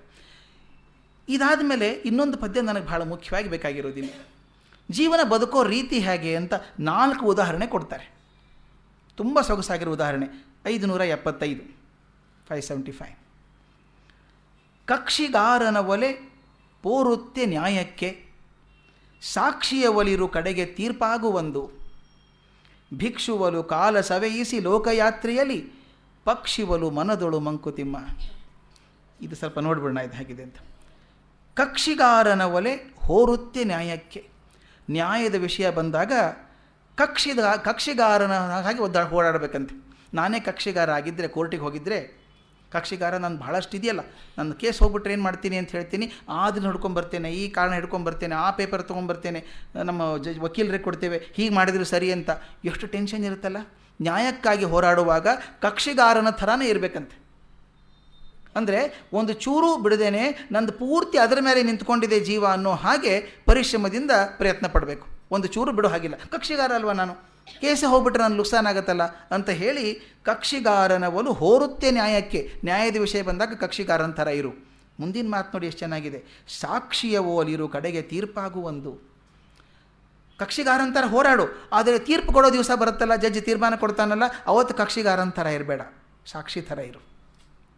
ಯಾಕೆ ಹೇಳಿ, ಹೇಗಿರ್ತೀವಿ ಹೇಳಿ ನಾವು ಜಜ್ಮೆಂಟ್ ಆಗೋ ದಿವಸ? ನನ್ನದೇ ಕೇಸ್ ನಡೀತಾ ಇತ್ತು, ಜಡ್ಜ್ ತೀರ್ಮಾನ ಕೊಡ್ತಾನೆ ಅಂತಂದರೆ ಎಷ್ಟು ಟೆನ್ಷನ್ ಇರುತ್ತೆ ನನಗೆ. ಏನಾಗ್ಬಿಡುತ್ತೋ ಏನೋ, ನನ್ನ ಜೀವನಕ್ಕೆ ತೊಂದರೆ ಆಗಿಬಿಡುತ್ತೇನೋ ಅಂತ ಹೆದರಿಕೆ ಇದೆ. ಆ ದುಮ್ಮಾನ ಬೇಡ, ಸಂಕಟ ಬೇಡ. ನೀನು ಕೆಲಸ ಮಾಡಿದೆಯಲ್ಲ, ನ್ಯಾಯಕ್ಕೋಸ್ಕರ ಹೋರಾಡಿದೆಯಲ್ಲ ನೀನು, ಏನಾದರೂ ತೀರ್ಮಾನದ ಬಗ್ಗೆ ಚಿಂತೆ ಮಾಡಬೇಡ, ಸಾಕ್ಷಿ ಹಂಗಿರು. ಓ ಜಡ್ಜ್ ಹಿಂಗೆ ಕೊಟ್ರ ತೀರ್ಮಾನ, ಮತ್ತೊಬ್ಬರಾದ್ರೆ ಏನು ಮಾಡ್ತೀವಿ, ತೀರ್ಮಾನ ಆಯ್ತಂತೆ ಇವತ್ತು ಪಕ್ಕದ ಮನೆಯವ್ರದ್ದು ಅಂದಾಗ, ಹೀಗಾಯ್ತಂತ ತೀರ್ಮಾನ, ಅಷ್ಟೇ ನಾವು ಅನ್ನೋದು. ನನಗೆ ಟೆನ್ಷನ್ ಆಗೋಲ್ಲ. ಯಾಕೆ ಹೇಳಿ, ನಂದಲ್ಲ ಅದು, ನಾನು ಹೊರಗಿನವನಾದ್ದರಿಂದ ನನ್ನ ಟೆನ್ಷನ್ ಆಗಲಿಲ್ಲ ಅಲ್ಲಿ. ಹಾಗೆ ಹೇಳ್ತಾರೆ, ನೀನು ಹೋರಾಡುವಾಗ ಕಕ್ಷಿಗಾರನ ಥರ ಇರು, ತೀರ್ಪು ಕೊಡೋ ದಿವಸ ಕಕ್ಷಿಗಾರನ ಥರ ಇರಬೇಡ, ಉಬಸ ಪಡಬೇಡ, ಸಾಕ್ಷಿ ಥರ ಇರು. ಅಂದರೆ ಕೆಲಸ ಮಾಡೋದು ನಿನ್ನ ಕೆಲಸ, ಫಲ ಕೊಡೋದು ಭಗವಂತನ ಇಚ್ಛೆ, ಸಾಕ್ಷಿ ಹಾಗಿರು. 3ನೇದ್ದು, ಭಿಕ್ಷುವಲು ಕಾಲ ಸವೆಯಿಸಿ ಲೋಕಯಾತ್ರೆಯಲ್ಲಿ, ಭಿಕ್ಷುಗಳ ಥರ ಕಾಲ ಸವಸು, ಜೀವನ ಸವಸು. ಅಂದರೆ ನಾಳಿನ ಬಗ್ಗೆ ಕೂಡಿಡೋ ಹವ್ಯಾಸ ಬೇಡ. ಮನೆಯಿಂದ ಮನೆಗೆ ಹೋಗಿ 2-3 ಅರ್ಥ ಇದೆ ಅದಕ್ಕೆ. ಭಿಕ್ಷುಗಳ ತರಹ ಅಂದರೆ ಭಿಕ್ಷು ಒಂದೇ ಮನೆಯಿಂದ ಭಿಕ್ಷೆ ತಗೊಳ್ಳಲ್ಲ, ಅವನು 10 ಮನೆಯಿಂದ ಸಂಪಾದನೆ ಮಾಡಿಕೊಂಡು, ನೀವು 10 ಮನೆಗೆ ಹೋಗಿ ಜ್ಞಾನ ಸಂಪಾದನೆ ಮಾಡ್ಕೋ, ನಾಳೆ ಕೂಡಿಡಬೇಡ. ಹಾಗಿದ್ದು ಕಾಲ ಸವಯಿಸಿ ಮುಂದೆ ಕೊನೆಯದು ಲೋಕಯಾತ್ರೆಯಲ್ಲಿ ಪಕ್ಷಿವಲು ಮನದೊಳಿರು ಮಂಕುತಿಮ್ಮ. ಮನಸ್ಸಿನಲ್ಲಿ ಪಕ್ಷಿ ಹಾಗೆ ಇರಬೇಕಂತೆ. ಅಂದರೆ ಏನರ್ಥ ಹೇಳಿ, ಪಕ್ಷಿ ಹಾಗೆ ಇರಬೇಕು ಅಂದರೆ ಏನು? ತುಂಬ ತುಂಬ ಸಂಕೇತ ರೂಪ ಆಗಿರುವಂಥ ಮಾತದು. ಪಕ್ಷಿ ಲಕ್ಷಣ ಏನು ಹೇಳಿ, ಪಕ್ಷಿ ಗಿಡದ ಮೇಲೆ ಕೂತ್ಕೊಂಡು ನಿದ್ದೆ ಮಾಡ್ತಾ ಇರುತ್ತೆ ರಾತ್ರಿಯೆಲ್ಲ. ಎಷ್ಟು ಎಚ್ಚರವಾಗಿರುತ್ತೆ ಗೊತ್ತಾ ಅದು. ಒಂದು ಚೂರು ಸದ್ದಾದರೆ ಬೀಳೋಲ್ಲ ಮೇಲಿಂದ, ಅದು ಹಿಡ್ಕೊಂಡಿರುತ್ತೆ ಗಟ್ಟಿಯಾಗಿ. ನಿದ್ದೆ ಮಾಡ್ತಿದ್ರು ಕೂಡ ಬಹಳ ಹಗುರವಾದಂಥ ನಿದ್ದೆ ಅದಕ್ಕೆ, ಸದಾ ಎಚ್ಚರವಾಗಿರುವಂಥದ್ದು. ಒಂದು ಚೂರು ಸದ್ದಾದ್ರೆ ಪಕ್ಷಿ ಕಣ್ ತಗೊಳ್ಳುತ್ತೆ. ತಾವು ಗಮನಿಸಿರಬೇಕು, ಅಲ್ಲಿ ಪಕ್ಷಿ ಕಾಳು ತಿಂತ ಇದ್ದರೆ ಒಂದು ಚೂರು ಹತ್ತಿರ ಹೋದರೆ ಹಾರೋಗ್ಬಿಡುತ್ತೆ. ತುಂಬ ಸೆನ್ಸಿಟಿವ್ ಪ್ರಾಣಿ ಅದು ಒಂದು. ಇನ್ನೊಂದು ಸ್ವತಂತ್ರವಾದಂಥದ್ದು. ಪಕ್ಷಿ ಸ್ವಾತಂತ್ರ್ಯದ ಸಂಕೇತ, ಹಾರಿ ಹೋಗುವಂಥದ್ದು, ಸ್ವಚ್ಛಂದದ ಸಂಕೇತ. ಮನಸ್ಸನ್ನು ಯಾವಾಗಲೂ ಹಾರಾಡಿಸ್ತಾ ಇರುವಂಥ, ಮನಸ್ಸನ್ನು ಕುಬ್ಜವಾಗಿ ಕೂಡಿಸ್ಬೇಡ ನೆಲಕ್ಕೆ, ಮನಸ್ಸು ಹಾರಾಡ್ತಾ ಇರು, ಸ್ವಚ್ಛಂದವಾಗಿರಲಿ. ಕಕ್ಷಿಗಾರನ ಹಾಗೆ ನಿಮ್ಮ ಜೀವ ಅದರ ಮೇಲೆ ನಿಂತಿದೆಯೇನೋ ಅನ್ನೋ ಹಾಗೆ ನ್ಯಾಯಕ್ಕಾಗಿ ಹೋರಾಡು. ತೀರ್ಪು ಬಂದಾಗ ಇದೇ ತೀರ್ಪು ಬರಬೇಕು ಅಂತ ಹಠ ಬೇಡ, ಸಾಕ್ಷಿ ಹಾಗೆ ಇರು. ಮೂರನೇದು, ನಾಳಿಂದನ್ನು ಕೂಡಿಡದೆ ಸಮಗ್ರ ಜೀವನದಿಂದ ಸಮಾಜದಿಂದ ಪಡ್ಕೊಳ್ಳೋ ಕೆಲಸ ಮಾಡು. ಕೊನೆಗೆ ಮನಸ್ಸನ್ನು ಸ್ವಚ್ಛಂದವಾಗಿ ಇಟ್ಕೊಂಡು ಬದುಕು. ಈ 4 ಮಾಡಿಕೊಂಡಾಗ ಜೀವನ ಒಳ್ಳೆಯದಾಗ್ತದೆ ಅಂತ. ಕೊನೆಗೆ ಒಂದು ಮಾತನ್ನು ಹೇಳ್ತಾರೆ, ಇನ್ನೊಂದು ಮಾತು, ದೊಡ್ಡ ಮಾತು ಹೇಳ್ತಾರೆ. ಬದುಕಿದಾಗ ನಿನ್ನೆ ಹೇಳಿದೆ 2 ಥರದ ಬದುಕ್ತೀವಿ ಜನ ನಾವು. ನನ್ನ ಪರಿಶ್ರಮದಿಂದ ಬೆಳೆಯುವಂಥದ್ದು ಒಂದು, ಇನ್ನೊಬ್ಬರನ್ನ ಕೆಳಗೆ ತಳ್ಳಿ ಬೆಳೆಯುವಂಥದ್ದು ಒಂದು. ಸಮಾಜದಲ್ಲಿ ಬೇಕಾದಷ್ಟು ನೋಡ್ತೇವೆ, ಮತ್ತೊಬ್ಬರಿಗೆ ಸಲ್ಲಬೇಕಾದ ನ್ಯಾಯ ಇನ್ನೊಬ್ಬರಿಗೆ ಪಡ್ಕೊಂಡಿರ್ತಾರೆ, ಅವನು ದಕ್ಕಬೇಕಾದ ಇನ್ನೊಬ್ಬರು ಕಿತ್ಕೊಂಡಿರ್ತೇವೆ. ಅದಕ್ಕಿಂತ ಗಟ್ಟಿಯಾಗಿ ಮಾತು ಹೇಳ್ತಾರೆ 748, ಅನ್ನ ಉಣುವಂದು ಕೇಳ್ ಅದನ್ನು ಬೇಯಿಸಿದ ನೀರ್, ನಿನ್ನ ದುಡಿತದ ಬೆಮರೋ ಪರರ ಕಣ್ಣೀರೋ. ತಿನ್ನು ನೀ ಜಗಕ್ಕೆ ತಿನ್ನಲಿತ್ತನಿತ, ಮಿಕ್ಕೂಟ ಜೀರ್ಣಿಸದ ಋಣಶೇಷ ಮಂಕುತಿಮ್ಮ. ಯಾಕೆ ಬದುಕಬೇಕು ಅಂತ. ಅನ್ನ ಉಣುವಂದು ಕೇಳ್, ನೀನು ಅನ್ನ ಊಟ ಮಾಡ್ಬೇಕಾದ್ರೆ ಪ್ರಶ್ನೆ ಮಾಡ್ಕೊಳ್ಳಪ್ಪ, ನಿನಗೆ ಒಂದು ಪ್ರಶ್ನೆ ಮಾಡ್ಕೊ. ಅನ್ನ ಉಣುವಂದು ಕೇಳ್, ಏನು ಕೇಳಬೇಕು? ಅದನ್ನು ಬೇಯಿಸಿದ ನೀರು, ಅಕ್ಕಿ ಬೇಯಿಸೋಕೆ ನೀರು ಹಾಕಿದೆಯಲ್ಲ, ಅದು ನಿನ್ನ ದುಡಿತದ ಬೆಮರೋ ಪರರ ಕಣ್ಣೀರೋ ಅಂತ. ಅದಕ್ಕೆ ಕಣ್ಣೀರು ಕೂಳು ಅಂತ ಮಾತು ಬಂದಿದೆ ಒಂದು. ಕಣ್ಣೀರು ಕೂಳು ತಿಂತಾನವನು ಅಂದರೆ ಮತ್ತೊಬ್ಬರು ಕಣ್ಣೀರು ಹಾಕ್ಕೊಂಡಿದ್ದಾನೆ. ಕ್ರೌರ್ಯದಿಂದ ಬದುಕಿದಂಥ ಮನುಷ್ಯ, ಮತ್ತೊಬ್ಬರನ್ನ ಕಿತ್ಕೊಂಡು ಬದುಕಿದಂಥ ಮನುಷ್ಯ ಅಂತ ಹೇಳಿ. ಅದಕ್ಕೆ ಅದು ನೀರು ನಿನ್ನ ದುಡಿತದ ಬೆಮರೋ, ನಿನ್ನ ಬೆವರಿಂದ ಬಂದಂಥದ್ದೋ ಅಥವಾ ಪರರ ಕಣ್ಣೀರಿಂದ ಬಂದಂಥದ್ದೋ. ಅದಕ್ಕೇನು ಮಾಡ್ಬೇಕು ನಾವು? ತಿನ್ನು ನೀ ಜಗಕ್ಕೆ ತಿನ್ನಲಿತ್ತನಿತ. ಜಗತ್ತಿಗೆ ನೀವು ತಿನ್ನಲಿಕ್ಕೆ ಏನು ಕೊಡ್ತೀಯೋ ಅಷ್ಟನ್ನು ಮಾತ್ರ ಪಡ್ಕೊ. ಮಿಕ್ಕೂಟ ಹೆಚ್ಚಿಂದಿದೆಯಲ್ಲ, ಜೀರ್ಣಿಸದ ಋಣಶೇಷ ಮಂಕುತಿಮ್ಮ. ಅದು ಕರಗೋದಿಲ್ಲ, ಅದು ಋಣ ಆಗಿ ಮುಂದಿನ ಜನ್ಮಕ್ಕೆ ಬೆನ್ನು ಅಂಟ್ಕೊಂಡು ಬರುತ್ತೆ ನಿನಗದು. ಜೀರ್ಣಿಸದ ಋಣಶೇಷ, ಅದು ಕರಗಿಸೋಕ್ಕಾಗೋದಿಲ್ಲ, ಅದು ಋಣಶೇಷ ಉಳ್ಕೊಂಡೇ ಬಿಡುತ್ತೆ. ಋಣನೆಂದು ಮುಂದಿನ ಜನ್ಮಕ್ಕೆ ಬೆನ್ನು ಹತ್ತಿ ಬರ್ತದೆ ನಿನ್ನ ಜೊತೆಗೆ ಅಂತ. ಇನ್ನೊಂದು ಬಹಳ ಮುಖ್ಯವಾದಂಥ ಮಾತು ಹೇಳ್ತಾರೆ, ಉನ್ನತದ ಬದುಕಿಗೆ 5 ಸೂತ್ರಗಳು ಅಂತ ಅವ್ರ ಮಾತು. 5 ಸೂತ್ರಗಳು. ಕಾಯಕವ ಚರಿಪುದು, ಆತ್ಮ ಜಿಗುಪ್ಸೆಗೆಡೆಗುಡದೆ, ಆಯತದ ಲೋಕಧರ್ಮಗಳ ಪಾಲಿಪುದು, ಆಯತಿಗೆ ಬಾಯಿ ಬಿಡದೆ ಗತವ ಚಿಂತಿಸದಿಹುದು, ಧ್ಯೇಯವೀ ಸೂತ್ರಗಳು ಮಂಕುತಿಮ್ಮ. ಎಷ್ಟು ಸೂತ್ರ ರೂಪದಾಗ ಎಲ್ಲ ಕೊಟ್ಬಿಟ್ಟಿದ್ದಾರೆ ನೋಡಿ. ಕಾಯಕವ ಚರಿಪುದು, ನಿನ್ನ ಕೆಲಸ ನೀ ಪ್ರಾಮಾಣಿಕವಾಗಿ ಮಾಡು. ಆತ್ಮ ಜಿಗುಪ್ಸೆಗೆಡೆಗೊಡದೆ, ಆತ್ಮ ಕುಗ್ಗಿಸ್ಕೋಬೇಡ, ನಾನು ಸಣ್ಣ ಕೆಲಸ ಮಾಡ್ತೀನಿ, ಅದಿಲ್ಲ ಇದಿಲ್ಲ ಅಂತ ಕುಗ್ಗಿಸ್ಕೊಳ್ಳೋದು ಬೇಡ. ಆತ್ಮ ಜಿಗುಪ್ಸೆ ಮಾಡದೇನೆ ನಿನ್ನ ಕಾಯಕ ನಡೆಸು. ಎಂಥ ಕೆಲಸ ಮಾಡಬೇಕು?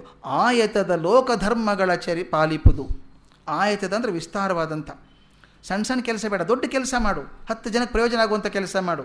ವಿಸ್ತಾರವಾದಂಥ ಲೋಕಧರ್ಮಗಳನ್ನು ಪಾಲಿಸು.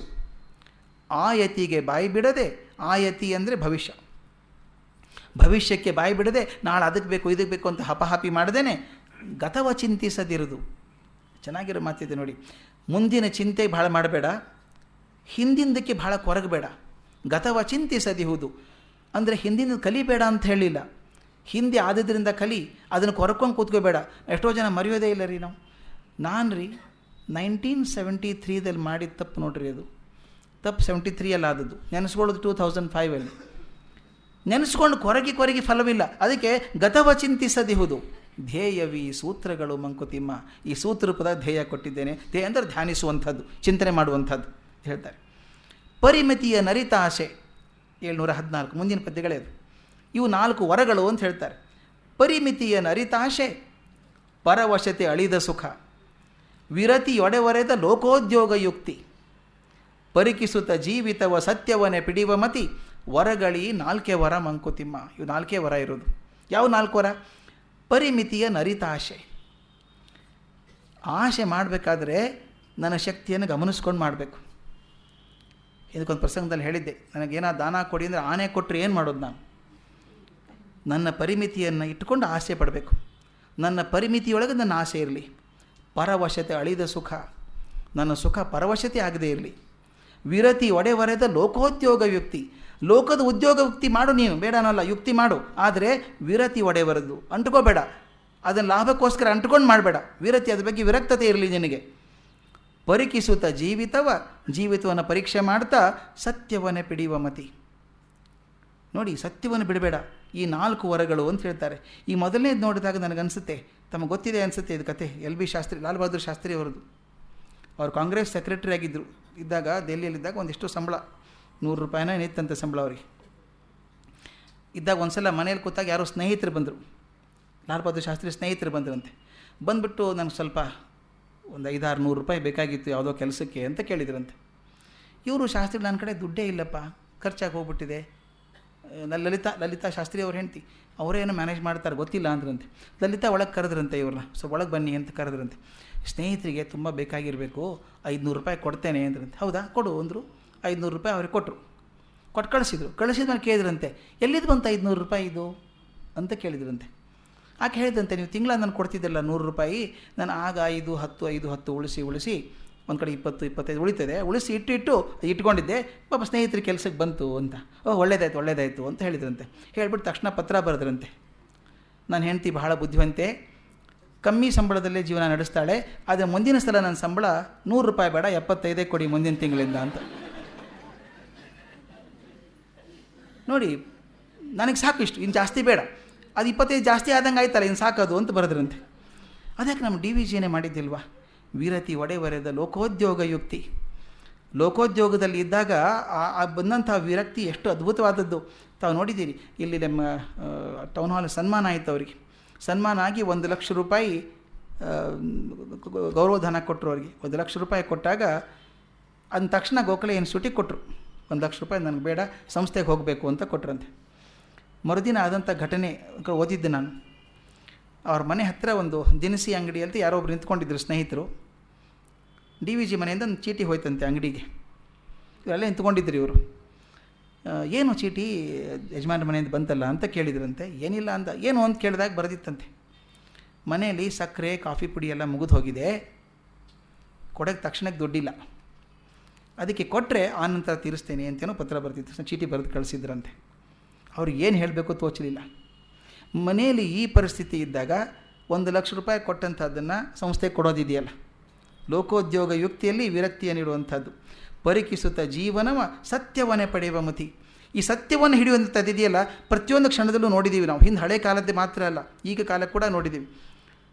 ಯಾವುದು ಸ್ಕ್ವಾಷ್ ಪ್ಲೇಯರ್ ಬಗ್ಗೆ ಬರುತ್ತೆ. ಒಬ್ಬ ಸ್ಕ್ವಾಷ್ ಆಟಗಾರ ವರ್ಲ್ಡ್ ಚಾಂಪಿಯನ್ಶಿಪ್ ಫೈನಲಲ್ಲಿ ಆಟ ಆಡ್ತಿರ್ಬೇಕಾದ್ರೆ ಒಂದು ಚೆಂಡು ಜೋರಾಗಿ ಹೊಡೆದಿದ್ದಾನೆ ಗೋಡೆಗೆ. ಅವನಿಗೆ ಗೊತ್ತಾಗಿದೆ ಅದು ಆ ಗೆರೆ ದಾಟಿ ಚೂರು ಆ ಕಡೆ ಬಿದ್ದಿದೆ ಅಂತ, ಅದು ಫೌಲ್ ಅಂತ ಗೊತ್ತಾಗಿದೆ. ಅದಾದರೆ ಆಟ ಗೆದ್ದುಬಿಡು, ವರ್ಲ್ಡ್ ಚಾಂಪಿಯನ್ಶಿಪ್ ಗೆಲ್ಲಬೇಕು ಅವನು. ಆದರೆ ಅದು ಹೊಡೆದ ತಕ್ಷಣ ಹೋಗಿ ಹೇಳಿದ್ದಂತೆ, ಗೊನ್ಸಾಲ್ವೇಸ್ ಅಂತ ಅವನ ಹೆಸರು, ಅವ್ನು ಹೋಗಿ ಹೇಳಿದ್ದಂತೆ, ಸಾರಿ ನೀವು ಅಂಪೈರ್ ಕೊಡಲಿಲ್ಲ, ಅಂಪೈರ್ ಇವನು ಪರವಾಗಿ ಕೊಟ್ಟಂತೆ. ಹೋಗಿ ಅಂಪೈರ್ಗೆ ಹೇಳಿದಂತೆ, ತಪ್ಪಾಯ್ತು ನಂದದು, ಅದು ಗೆರೆ ದಾಟಿ ಹೋಗಿದೆ ಅದು ಅಂತ. ಇಲ್ಲ ಅನ್ನಂತೆ, ಇಲ್ಲ ನಾನು ನೋಡಿದ್ದೀನಿ, ಗೆರೆ ದಾಟಿ ಹೋಗಿದ್ದು ತಪ್ಪು ಮಾಡಿದ್ದೀನಿ ನಾನು ಅಂತೇಳಿ ಅವ್ನಿಗೆ ಆಟ ಕೊಟ್ಟು ಅವನು ಚಾಂಪಿಯನ್ಶಿಪ್ ಗೆದ್ದಂತೆ. ಅವ್ನು ಗೆದ್ದಾಗ ಅದು ಬಂದು ಹೇಳ್ತಾನೆ, ನಾನು ಟೂರ್ನಮೆಂಟ್ ಗೆದ್ದಿರಬಹುದು, ಆದರೆ ಸ್ಪೋರ್ಟ್ಸ್ಮನ್ಶಿಪ್ ನೀನು ಗೆದ್ದಿದೆಯಾ ಇವತ್ತು ಅಂತ. ಸತ್ಯ ನೋಡಿ, ನಾನು ಚಾಂಪಿಯನ್ಶಿಪ್ ಬೇಕಲ್ಲ ಅಂತ ಸ್ವಲ್ಪ ಸುಳ್ಳು ಹೇಳಬೇಕಾಗಿರಲಿಲ್ಲ, ಅವನು ಅಂಪೈರ್ ಕೊಟ್ಬಿಟ್ಟಿದ್ದಾಗಲೇ. ಆದರೆ ಸತ್ಯವನ್ನು ಬಿಡೋದಿಲ್ಲ ಯಾವ ಸಂದರ್ಭದಲ್ಲಾಗಲಿ ಅಂತ. ಪರಿಕಿಸುತ್ತ ಜೀವಿನವ ಸತ್ಯವನ್ನೇ ಪಡೆಯುವ ಮತಿ, ವರಗಳಿ 4 ವರ ಮಂಕುತಿಮ್ಮ. ಇನ್ನೊಂದು ಪದ್ಯ ಹೇಳಿಬಿಡ್ಲಾ, ಟೈಮ್ ಇನ್ನೊಂದು 3-4 ನಿಮಿಷ ಇದೆ, ಒಂದು ಹೇಳಿಬಿಡ್ತೇನೆ. ಕೊನೆಯದು ಬಹಳ ಮುಖ್ಯವಾಗಿರುವಂಥದ್ದು ಅಂದರೆ 913. ವಿಸ್ತಾರದಲ್ಲಿ ಬಾಳು ವೈಶಾಲ್ಯದಿಂಬಾಳು, ಕತ್ತಲೆಯ ಮೊಡಕು ಮೂಲೆಗಳ ಸೇರದಿರು, ಭಾಸ್ಕರನ ಅನುಗ್ರಹವೇ ನೂತನ ಜೀವನ ಸತ್ವ, ಮೃತ್ಯು ನಿನಗೆ ಅಲ್ಪತೆಯೋ ಮಂಕುತಿಮ್ಮ. ಮೃತ್ಯು ಕೂಡ ನಿನಗೆ ಸಣ್ಣದು ಅಂತ. ವಿಸ್ತಾರದಲ್ಲಿ ಬಾಳು ವೈಶಾಲ್ಯದಿಂಬಾಳು. ಮನಸ್ಸು ಯಾವಾಗ ಸಣ್ಣದಾಗಿ ಬೆಳೆಯೋದು ಬೇಡ, ವಿಸ್ತಾರದಲ್ಲಿ ಬಾಳು, ವೈಶಾಲ್ಯದಿಂದ ಬಾಳು.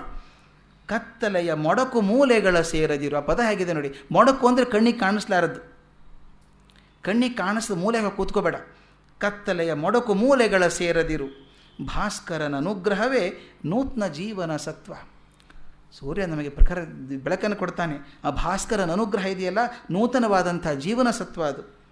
ಮೃತ್ಯು ನಿನಗೆ ಅಲ್ಪತೆಯ ಮಂಕುತಿಮ್ಮ. ವಿಸ್ತಾರವಾಗಿ ಬದುಕಿದಂಥವರಿಗೆ ಮೃತ್ಯು ಕೂಡ ಸಣ್ಣದು. ನೋಡಿ, ದೊಡ್ಡದಾಗಿ ಬದುಕಿದವರು ಅವರು ಮೃತರಾದರು ಅಂತ ಅನ್ನೋದಿಲ್ಲ. ಇವತ್ತಿಗಾದರೂ ನಾವು ಕಣ್ಮುಂದೆ ಇದ್ದಾರೆ ಅಂತ ಅನಿಸುತ್ತೆ. ನಾವು ಯಾರನ್ನ ಪೂಜೆ ಮಾಡ್ತೀವೋ ಒಂದು ಕಾಲಕ್ಕೆ ಇದ್ದಂಥವ್ರು, ಇಲ್ದವರು ಅವ್ರು ಮೃತರಾದರು ಅಂತ ಯಾರನ್ನೂ ಅನ್ನೋದಿಲ್ಲ ನಾವು. ಅವ್ರು ಪೂಜ್ಯರಾಗೇ ಉಳ್ಕೋತಾರೆ, ಅವರು ಸಾವನ್ನು ದಾಟಿದಂಥವರು. ಎಂದಿನ ಹರಿಶ್ಚಂದ್ರ, ಯಾವತ್ತಿನ ಹರಿಶ್ಚಂದ್ರ, ಇವತ್ತು ಹರಿಶ್ಚಂದ್ರ ನೆನೆಸ್ಕೋತೀವಿ ನಾವು. ಮೃತ್ಯು ಸಣ್ಣದು, ಅದು ತೀರಾ ಸಣ್ಣದು ಅಂತ. ನಾನು ನೆನಪಿದೆ, ನಾವು ಕೆಲವರು ಗೊತ್ತಿಲ್ಲದೇನೋ ಗೊತ್ತಿದ್ದೋ ಮೂಲೆ ಮೊಡಕುಗಳನ್ನು ಸೇರ್ಕೊಂಡ್ಬಿಡ್ತೇವೆ. ಕಷ್ಟಪಟ್ಟು ಅದರಿಂದ ಹೊರಗಿಂದ ಬಂದಾಗ ವಿಸ್ತಾರದಲ್ಲಿ ಬದುಕ್ತೇವೆ ಅಂತ. ನನಗೆ ಒಂದು ಸಣ್ಣ ಇನ್ಸಿಡೆಂಟ್ ನೆನಪಾಗ್ತದೆ. ಜರ್ಮನಿಯೊಳಗೆ ಒಬ್ಬ ದೊಡ್ಡ ಪೇಂಟರ್ ಇದ್ದ, ಇಮ್ಯಾನ್ಯುಯಲ್ ನಿಂಗರ್ ಅಂತ, NINGER. ಇಮ್ಯಾನ್ಯುಯಲ್ ನಿಂಗರ್ ಅಂತ. ತುಂಬ ಚೆನ್ನಾಗಿ ಪೇಂಟ್ ಮಾಡೋನು, ಕುಶಲ, ತುಂಬ ಸೂಕ್ಷ್ಮ ಕೆಲಸ ಮಾಡುವಂಥ ಮನುಷ್ಯ. ಅವನ ಮನಸ್ಸಿಗೆ ಬಂದುಬಿಟ್ಟಿತ್ತು, ನಾನು ಏನು ಪ್ರಯೋಜನ, ಸಣ್ಣ ಸಣ್ಣ ಪೇಂಟ್ ಮಾಡ್ಕೊಂಡಿರ್ತೇನೆ ಅಂತ ಹೇಳಿ ಯಾವುದೋ ಒಂದು ಬಾಡಿಗೆ ಮನೇಲಿದ್ದ ಅವನು. ಕಲ್ಪನೆ ಮಾಡ್ಕೊಳ್ಳಿ ಎಷ್ಟು ಚೆನ್ನಾಗಿದೆ ಅದು. ಬಾಡಿಗೆ ಮನೇಲಿದ್ದಾನೆ, ಹೊರಗೆ ಹೋಗೋದಿಲ್ಲ, ಮನೇಲಿ ಕೂತ್ಕೊಂಡು ಚಿತ್ರ ಬಿಡಿಸೋನು. ಹೊರಗೆ ಬರ್ತಿರ್ಲಿಲ್ಲಂತೆ. ಅವ್ರು ಹೇಳೋರಂತೆ ಸ್ನೇಹಿತರು, ಏನು ಮಾಡ್ತೀಯ ಕೂತ್ಕೊಂಡು ಅಂತ. ಇಲ್ಲ, ಪೇಂಟಿಂಗ್ ಮಾಡ್ತಾಯಿದ್ದೀನಿ. ಮನೇಲಿ ಹೊರಗೆ ತೋರಿಸೋದಿಲ್ಲಲ್ಲ ಪೇಂಟಿಂಗ್ ಏನು ಮಾಡಿದೀಯಾ ಅಂತ. ಅವನು ಏನು ಮಾಡ್ತಿದ್ದ ಗೊತ್ತಾ, ಕರೆನ್ಸಿ ಇದೆಯಲ್ಲ, ಆ ಡಶ್ ಮಾರ್ಕ್ ಅಂತ, ಜರ್ಮನ್ ಕರೆನ್ಸಿ ಡಾಶ್ ಮಾರ್ಕ್ ಅಂತ, ಅದನ್ನು ಬಿಡಿಸ್ತಾ ಇದ್ದ.